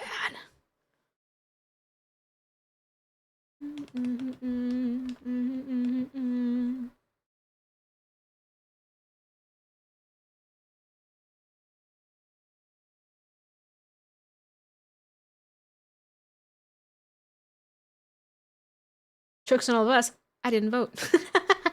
Well, there you go.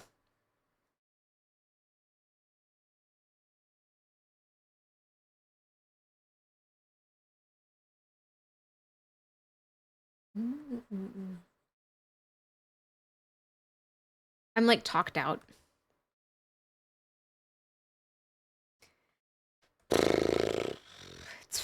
It's fine. I never would have thought this day would come, but I've yapped a lot.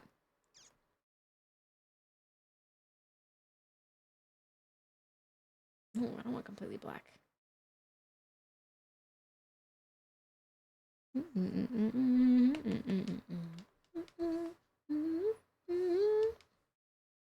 Like letting a child run in circles so it'll go to sleep. Unironically, yes. That's exactly what has happened. That's what the whole point of it is. I just have to tire myself out on it. I just have to get it out of my system, and then we can all just make peace with our lives. Or use a frying pan. No, maybe don't do that to the children.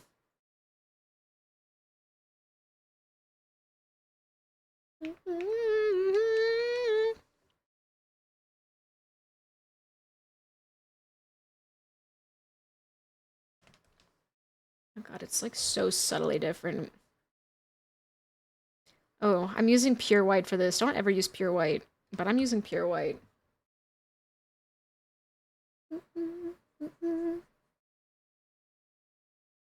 You got something out of your system? I think we're only going deeper into the circuit. True. But it's part of the process of grieving. Coping. I'm coping.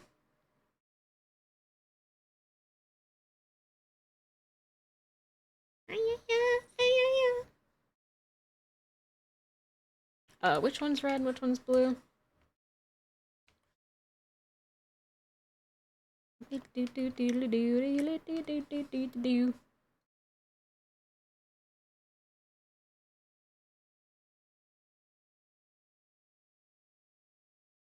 I want to bust out the whiskey. I don't drink, but I might.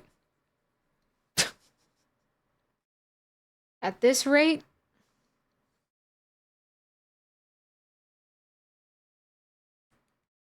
Are you kidding me?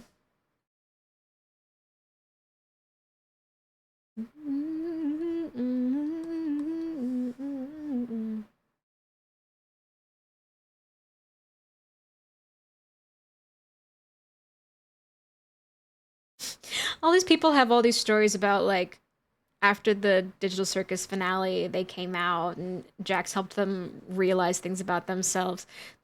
What Jax helped me realize is that maybe I am an alcoholic.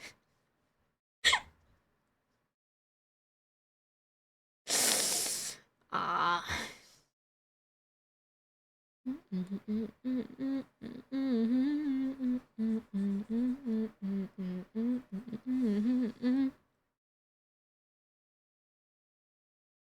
Welcome to the club.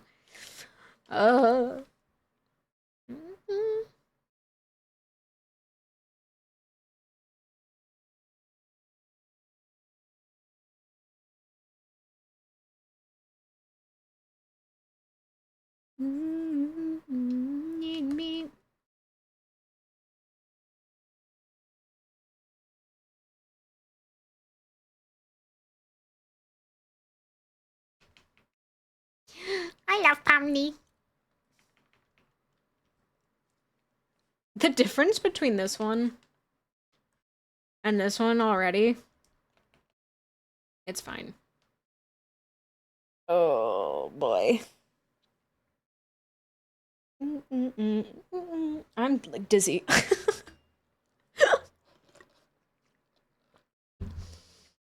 Oh, it's bad. Oh, it's bad. Oh, we're fucked. Ow.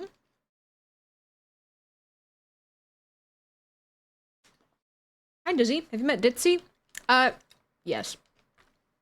Breathe? I don't wanna. You can't make me.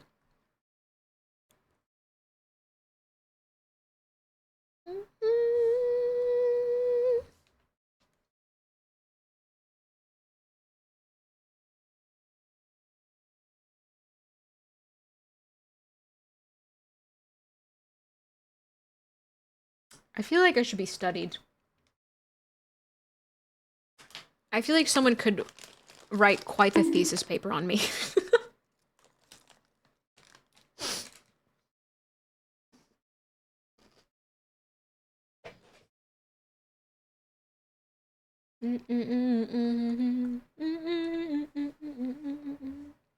Omni. Omni. Omni.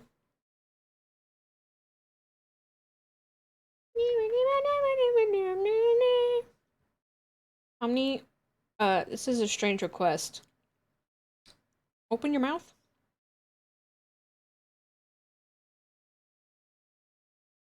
Okay.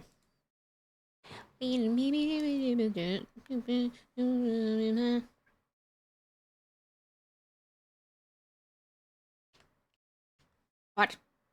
I need to see what the inside of her mouth looked like. Don't be weird. And don't analyze the fact that I said it was a weird request.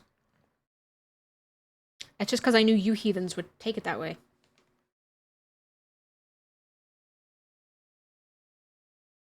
I've never done anything wrong ever. Ow, my wrist hurts. Instant karma.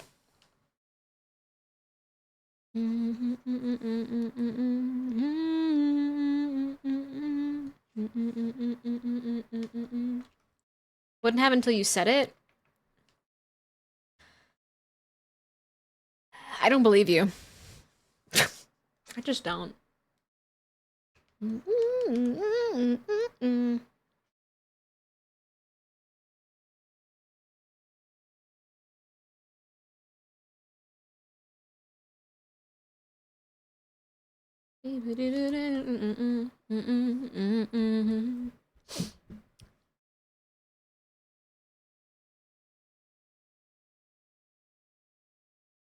My arm still hurts a bit from stretching yesterday. Ooh. You're like one of those deep depths fish, very eye-catching at first glance. Upon closer inspection, you fear things you didn't know existed. That's kind of perfect, actually.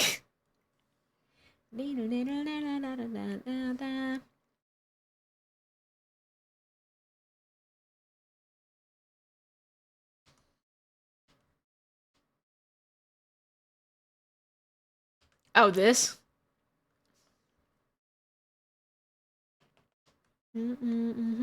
Yeah, the overlap of the eyelash with the shine.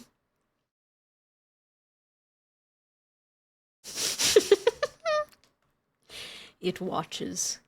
It's one of Kane's all-seeing eyes. Trust.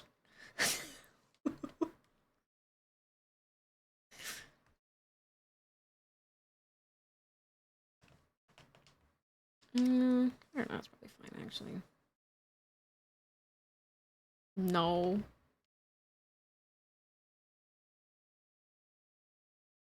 No. Just trust, it's fine.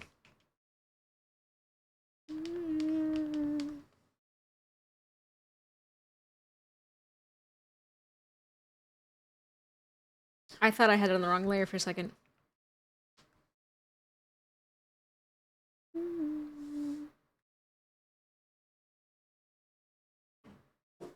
Lumi, please don't break anything.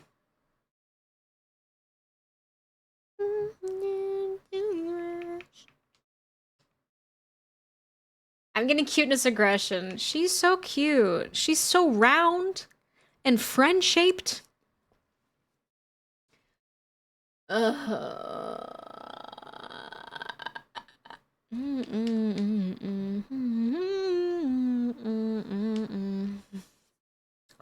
I'm fine.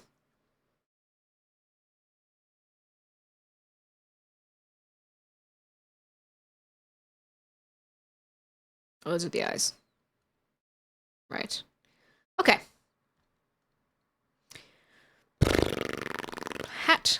Hat time.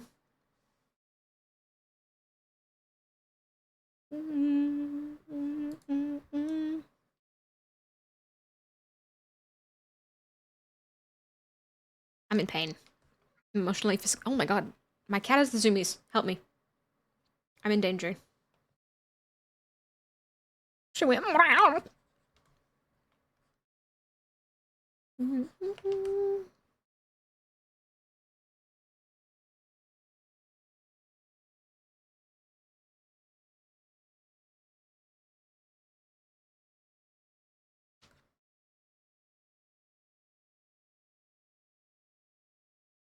You're endangered. That too.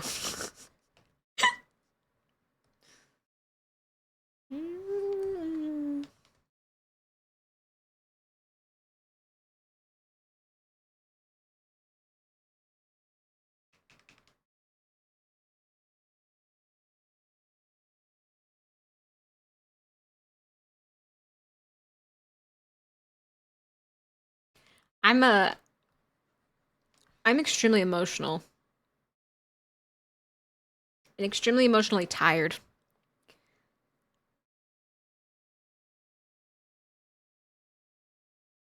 This is fascinating. This feels sadistic. Masochistic, if you will.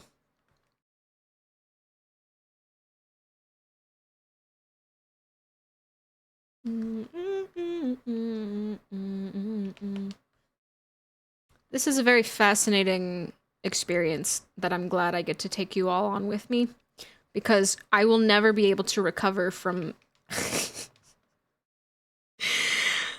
I will never be able to recover from the sides of me you have seen in the last couple of days.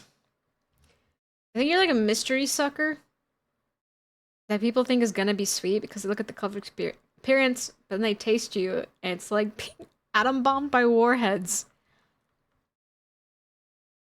Oh. Okay.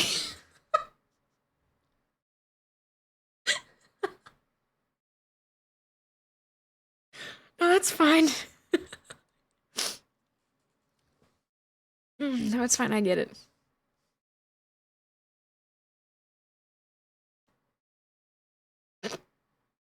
That's hilarious.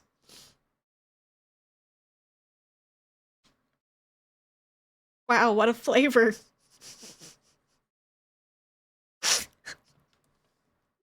I'm gonna abstract. Ooh, have you ever thought that this might be why people abstract in the first place?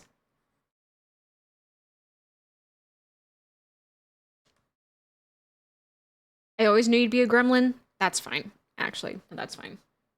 I'll take that. I don't mind being a gremlin.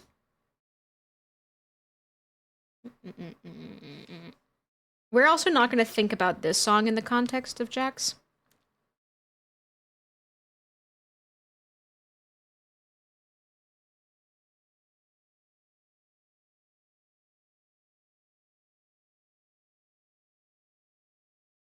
Wait, are Pommy's colors inverted?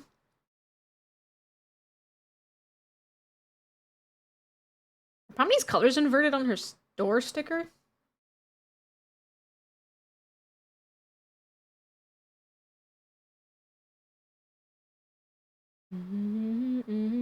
Or is that just that picture? You were quite wholesome when I first joined Outer Wild. I don't think I was. I think I was just nervous.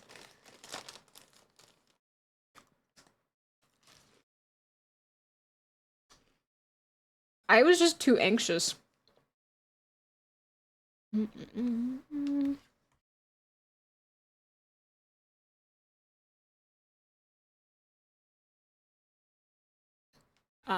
Right. Okay, no, I got it.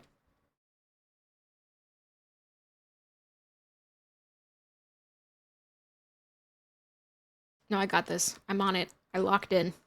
I'm eating hair now. Also, to be fair, you were also a lot sweeter and more wholesome during the Outer Wilds, so there. Yep, shit fuck.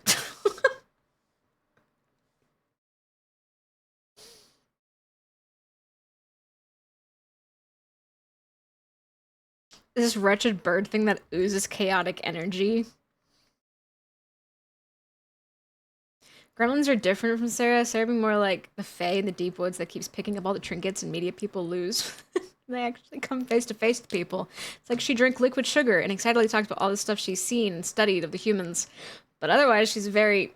I was gonna say wholesome until the last 2 minutes of words. Okay.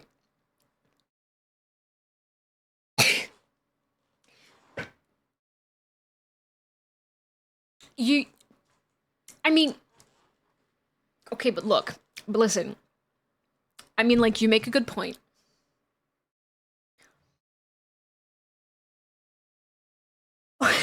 Wouldn't have you be any other way. Sarah's a fae who keeps a plastic fork in her pocket because it hurts to touch.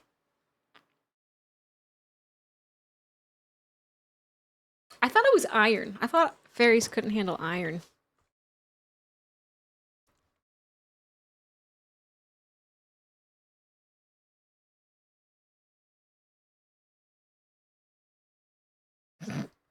It feels like a word I shouldn't repeat. Y'all have a lot of words over there for things that I can't repeat on stream.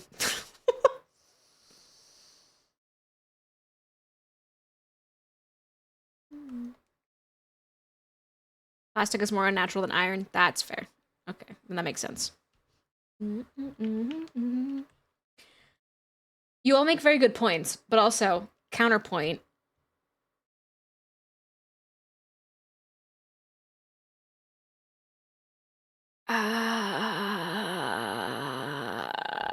You know, I got nothing. You should die. You should throw a f***ing beach party.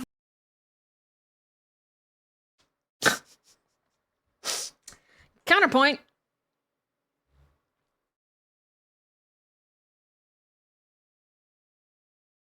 That's my counterpoint. I have nothing. It's fine. I have mayhaps got, but it's fine.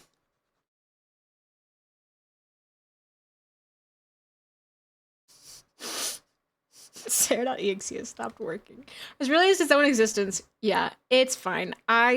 In my head, I heard the Windows dial-up tone.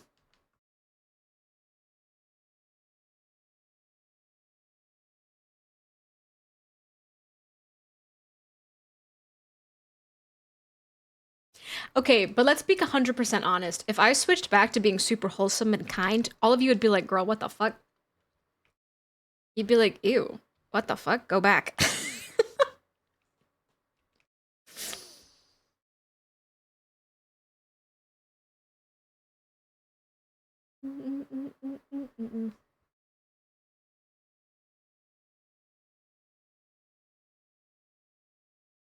I detest you. All right. All right, relax. Relax there, Jax.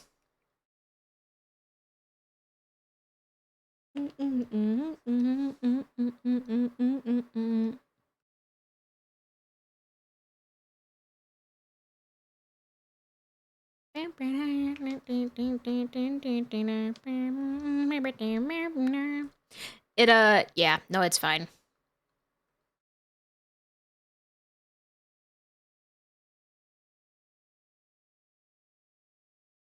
I'm kind to other people, just not you. How does that make you feel? I'm sorry. I'm lashing out now. My feelings are hurt.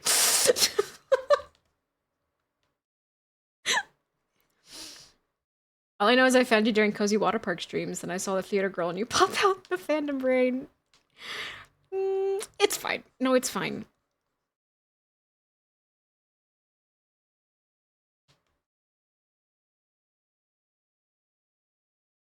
If you were kind to me, I'd abstract. All right, relax, Jax.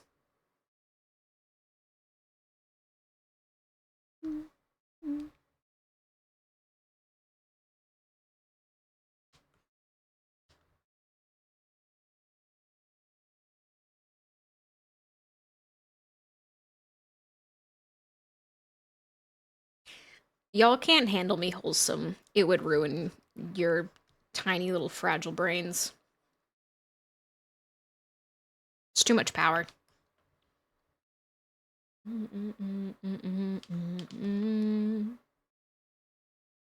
It's usually my tell in nightmares. Oh god. Oh god. Oh, I hit my mic, sorry. No, this is my goodbye.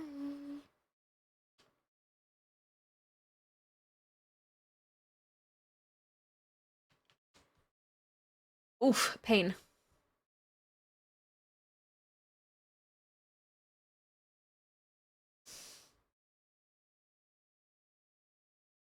I'm shaking my head at you.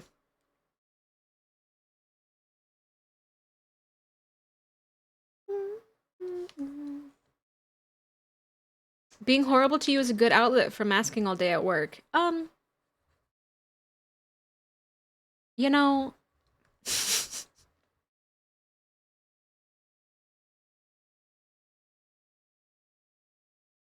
Sarah just Mandy, but instead of happiness, her world-ending behavior is niceness.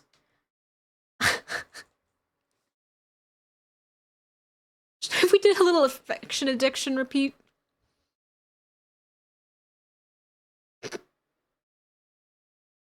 It's fine. That was quite an experience. We don't need to relive that.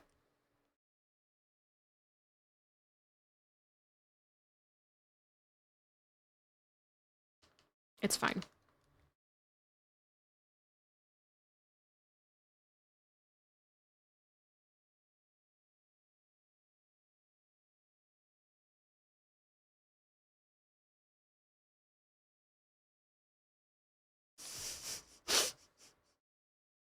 Maybe streaming was a mistake.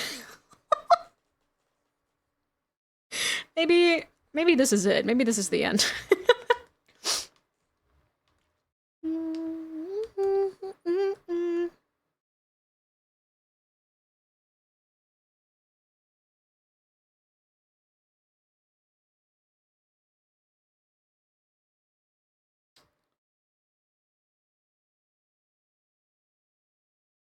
It's fine.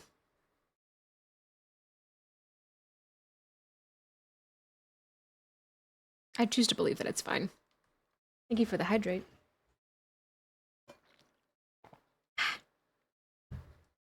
Oh, I almost knocked over my drink. Don't choke on air. I will try my best. Last time was really painful, actually. I don't know how I managed it.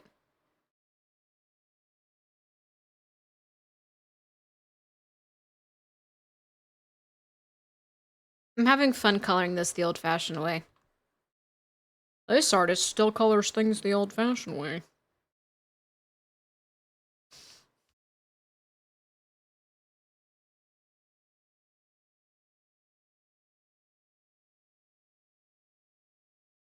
Oh, itchy.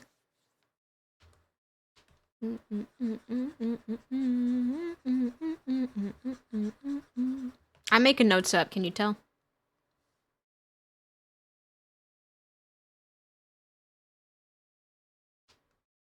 The old-fashioned way would be MS Paint. True. Get out a canvas and brush.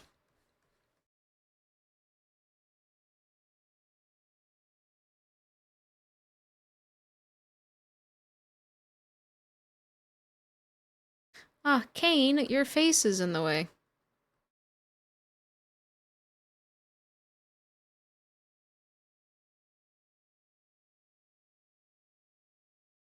I just dropped my ice lolly. Why even live anymore? No, don't abstract. There's more ice lollies out there. Back in my day, we used to crush berries to make ink. Alright, old man. Now we crush berries to make wine. Get with the times.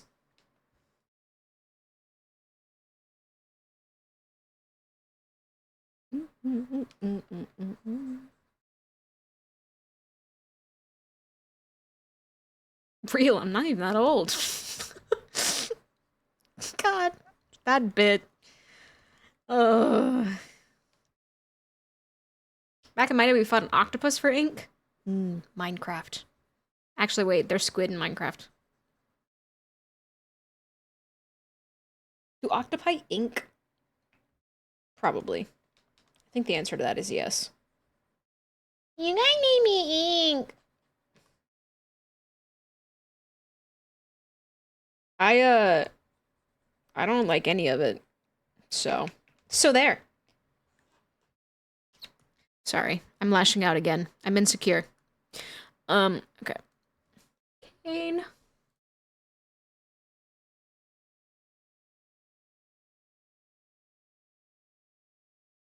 Excuse me.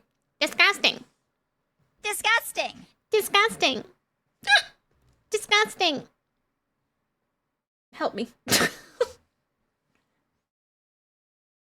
Pain. Immeasurable pain.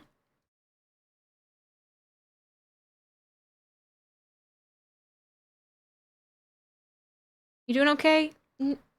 No. No. I shouldn't be on the internet. I think everything was a mistake.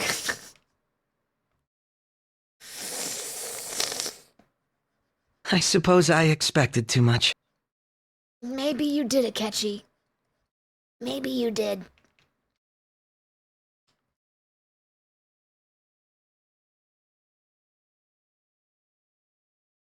Is it really disappointment if I never gave you a reason to suspect I was capable of anything more?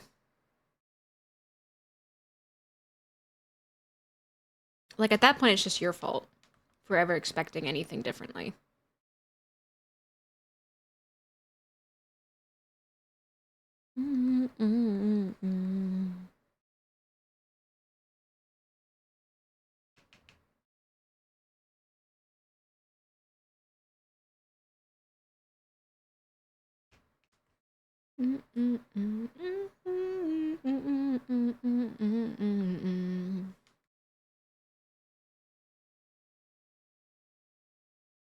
I only expect pain from my leg when I wake up every morning now. Oh, I'm sorry.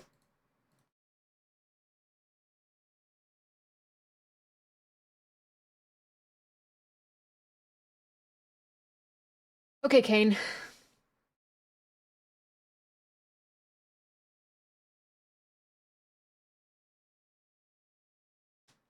Okay, Kane.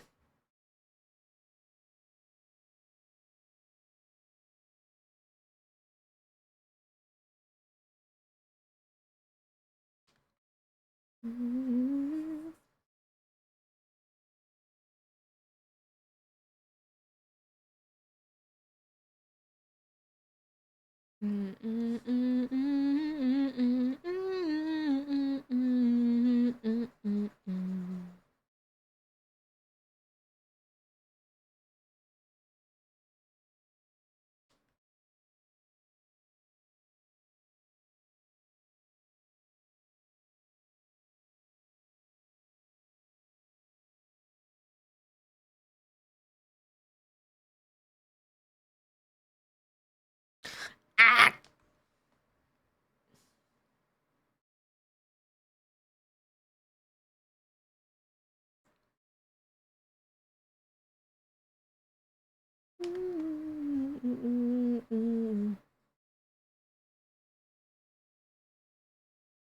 Is Anios can fall asleep kind of like anywhere. It's kind of impressive, actually.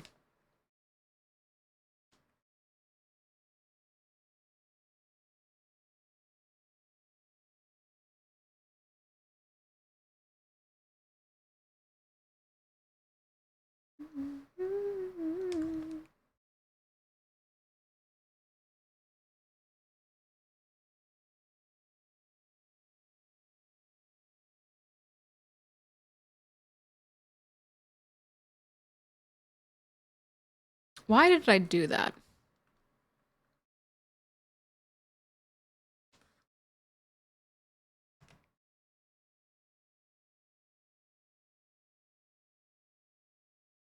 It's fine.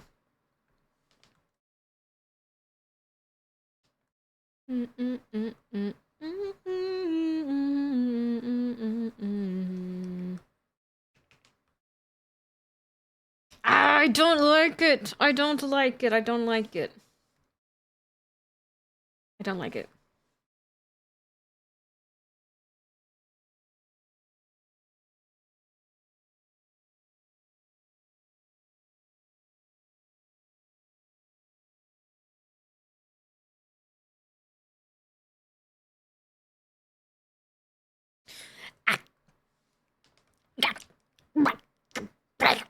Sorry, I'm lashing out. Lashing out. Acting up.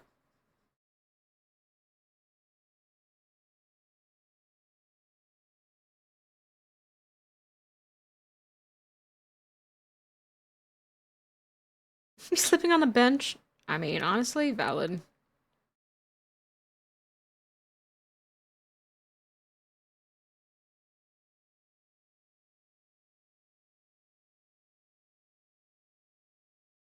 I'm in pain.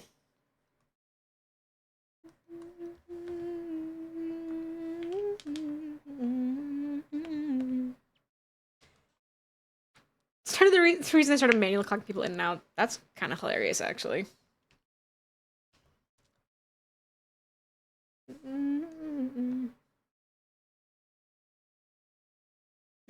A chef. York. Yorkies. Puppy. Audio chefed.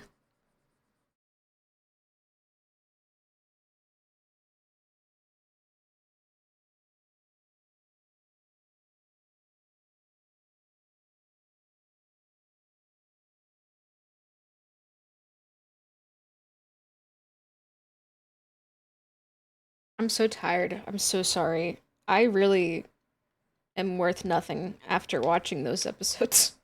We only watched one.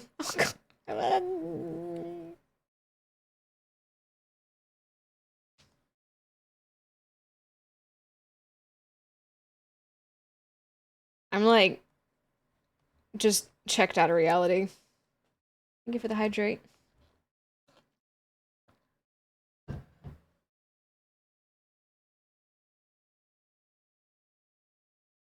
Oh boy.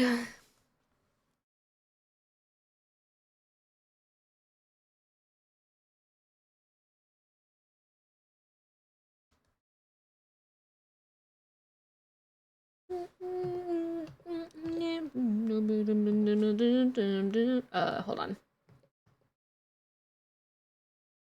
There's a many folders deep because I was on the wrong page of my stream deck.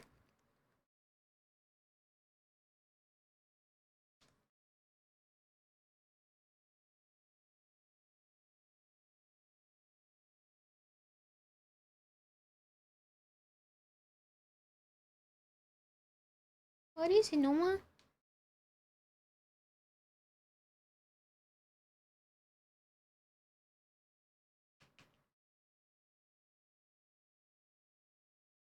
Not doing well.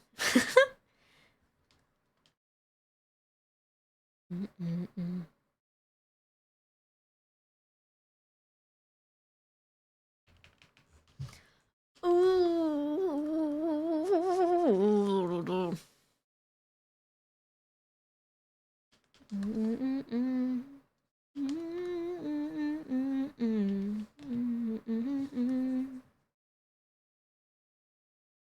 Lumi. Lumi's being bad. I need to keep an eye on the time. I don't think I set an alarm.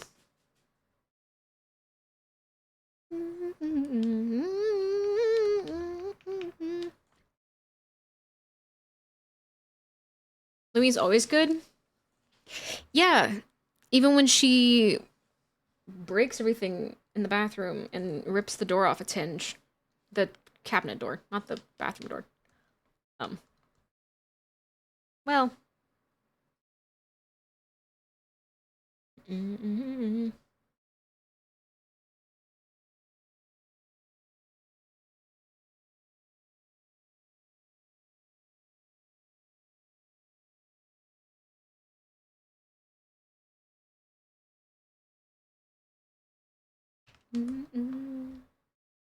Lumi's jacked. Yeah, she's pretty strong. Actually, though, I mean, like, she can open all of my drawers and everything, and it's really annoying. She will open my, like, dresser drawers and pull all my clothes out. And I'm always just like, okay. Okay.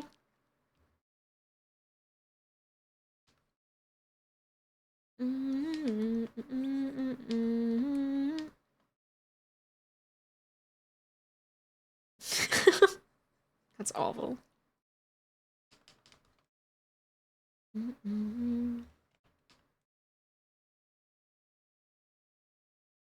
Could own a bobcat safely. Oh, anyways. You know what? You do you.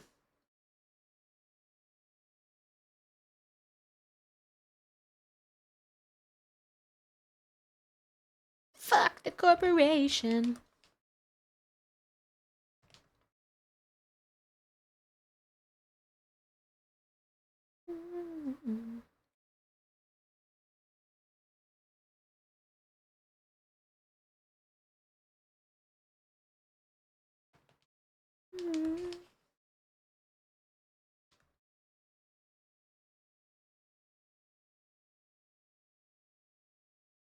I know you have.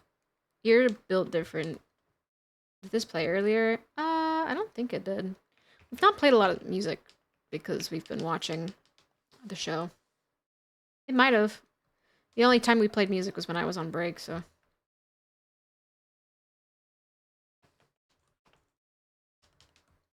It might have, though. I don't know.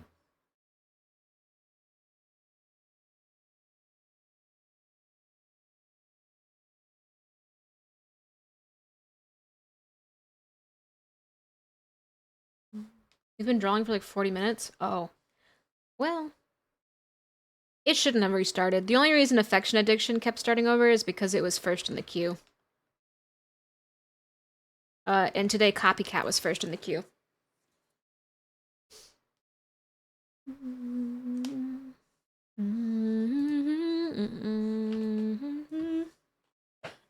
Big old stretch.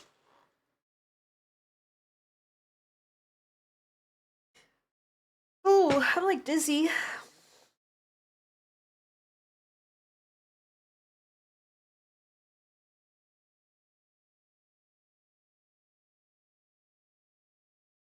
Sorry. I know it's riveting content. Ooh. I did enter the fourth dimension. It was grand. I glimpsed freedom very briefly. Jinx ruled. Thank you so much for the follow. Welcome in. How are you?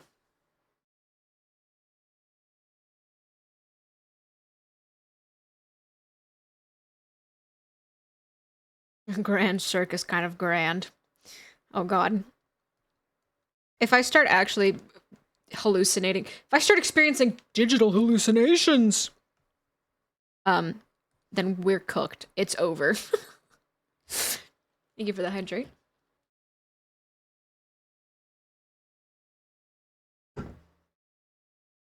Are you a digital hallucination? Digital hallucinations! Maybe. Maybe I am. Who's to say? Who's to know? Truly. There's no real proof that I'm real. Technically. Theoretically.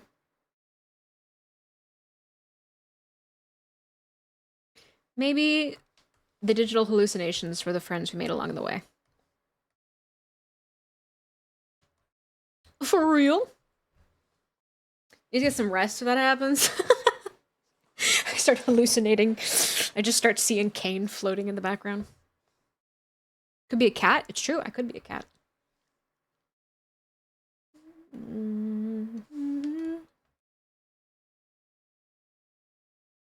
But if there was real proof you were not real, would that also be real proof of you to exist?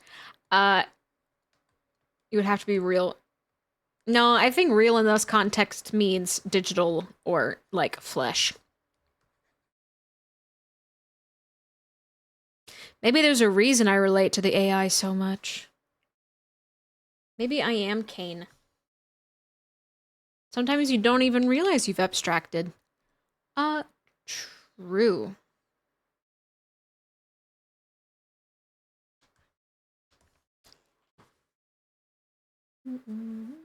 Anything digital is real, and therefore not. All Miku is real, and she can hurt you. Miku, please. Miku, please, no. Miku, I'm sorry. I'm sorry for all that I've done. Please. Kane's jacket's like pink.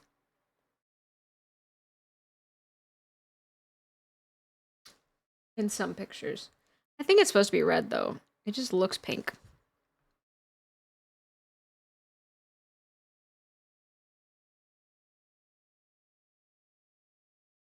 Can and will. Please don't hurt me, Miku. I'm so sorry, Miku. Sarah, Miku's real. Oh god. I will cease to exist. You know, if Miku replaced me, that would be okay. I could make peace with that.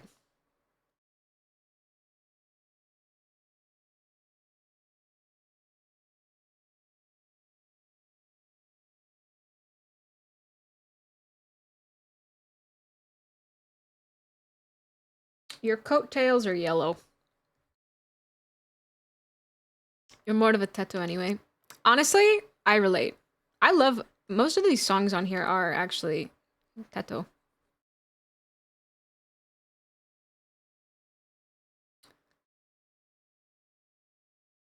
I love her.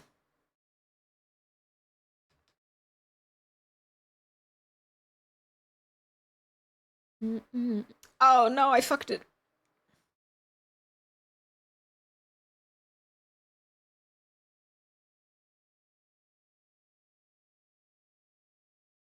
Oh, there's too many reds. There's too many different colors of red.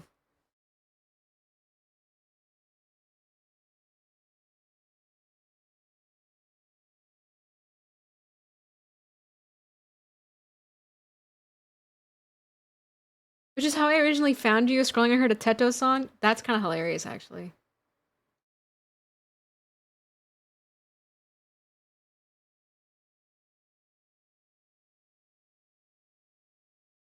That's kind of iconic.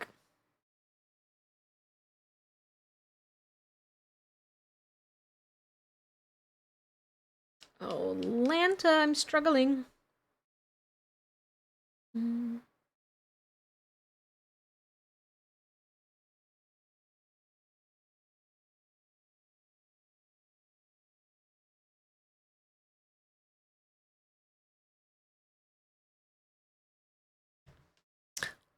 Anyway. I'm struggling so bad that it's fascinating. Why can't I draw? Who decided that that would be a thing that I wasn't going to be allowed to do today?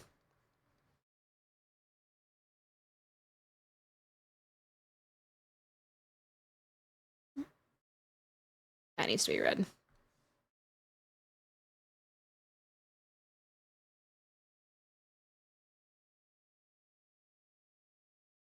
Do you think I can sue Glitch for psychological damage?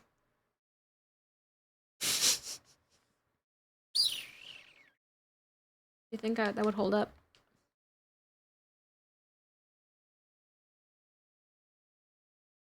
Miku decided I can't draw today. God damn it, Miku. I'm sorry, Miku. I told you I was sorry.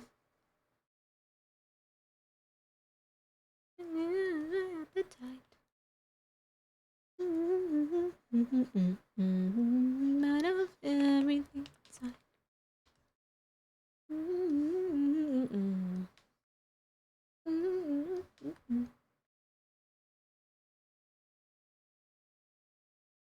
Have you seen those videos of Techo was blowing up Miku's stuff, roommates with Gumi? I have not seen those. I'm pretty, tangentially involved in all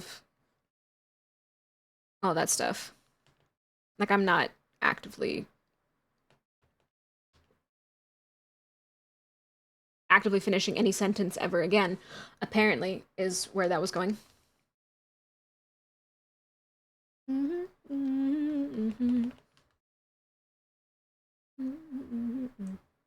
Why does he have buttons in the animated whatever? Okay.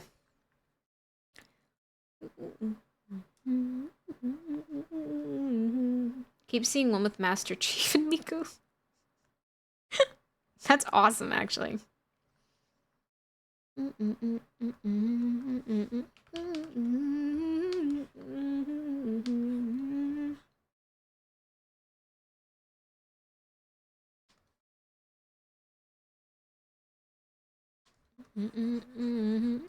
Yonder waiting on a butcher's vein. Okay, I think we're gonna finish coloring the base colors of Cain and then I have to call it.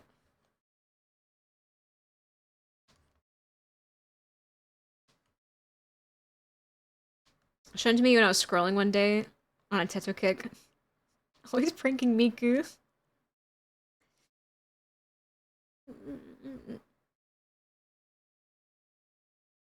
Yeah, I know there's like beef between them. Or maybe not beef, but I know that's like a common thing. There's a song on here that's literally, what is it? Fight Me, Bite Me is the name of the song. Waiting on a butcher's vein.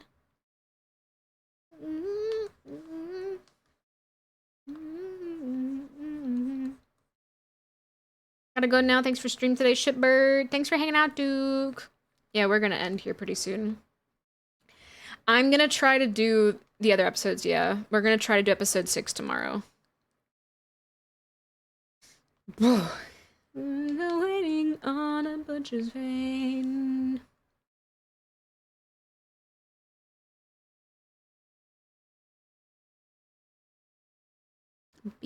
Be-you. On a butcher's vein. I had fucked the words up. Peace out. Goodbye. Come. No. No. Once we finish these gloves, I'm gonna call it. Because I've been live for a little too long doing nothing of worth. I probably should have called it as soon as I ended the episode, but it's fine.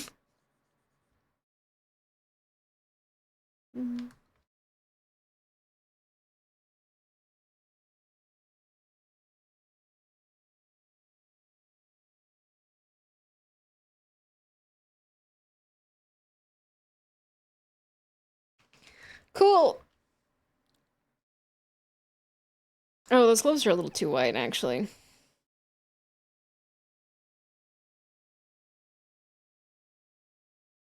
Come. Jesus. Okay. We got the base colors done on this one.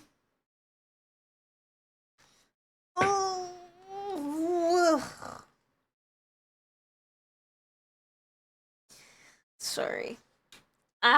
Okay, I need to be done. I need to call it. I need to free myself from pain and suffering and I need to go abstract. I need to go dissociate. Clarification. I need to I need to take a nap, man. I will hopefully see you guys tomorrow. The plan is to, watch episode 6. At the very least, we'll watch episode 6. In a perfect world, we'll get through 6, 7, and 8, and then do 9 some other day. But I don't think that's gonna happen. We'll see. At the very least, we're gonna get through episode 6. At the very least, we're going to. And it'll be fine. But thank you so much for putting up with my bullshit today. I'm having a lot of fun doing these. All jokes aside, they're really fun. And it's really meaningful to me to get to do this sort of thing, because this is the kind of thing I always used to get teased about and everything growing up. So I really appreciate y'all letting me have this as an outlet for this and rolling with my nonsense. But yeah, so we're not gonna raid out or anything. I'm just gonna unceremoniously end. But yeah, so thank you guys so much, and I will see you hopefully tomorrow. Goodbye.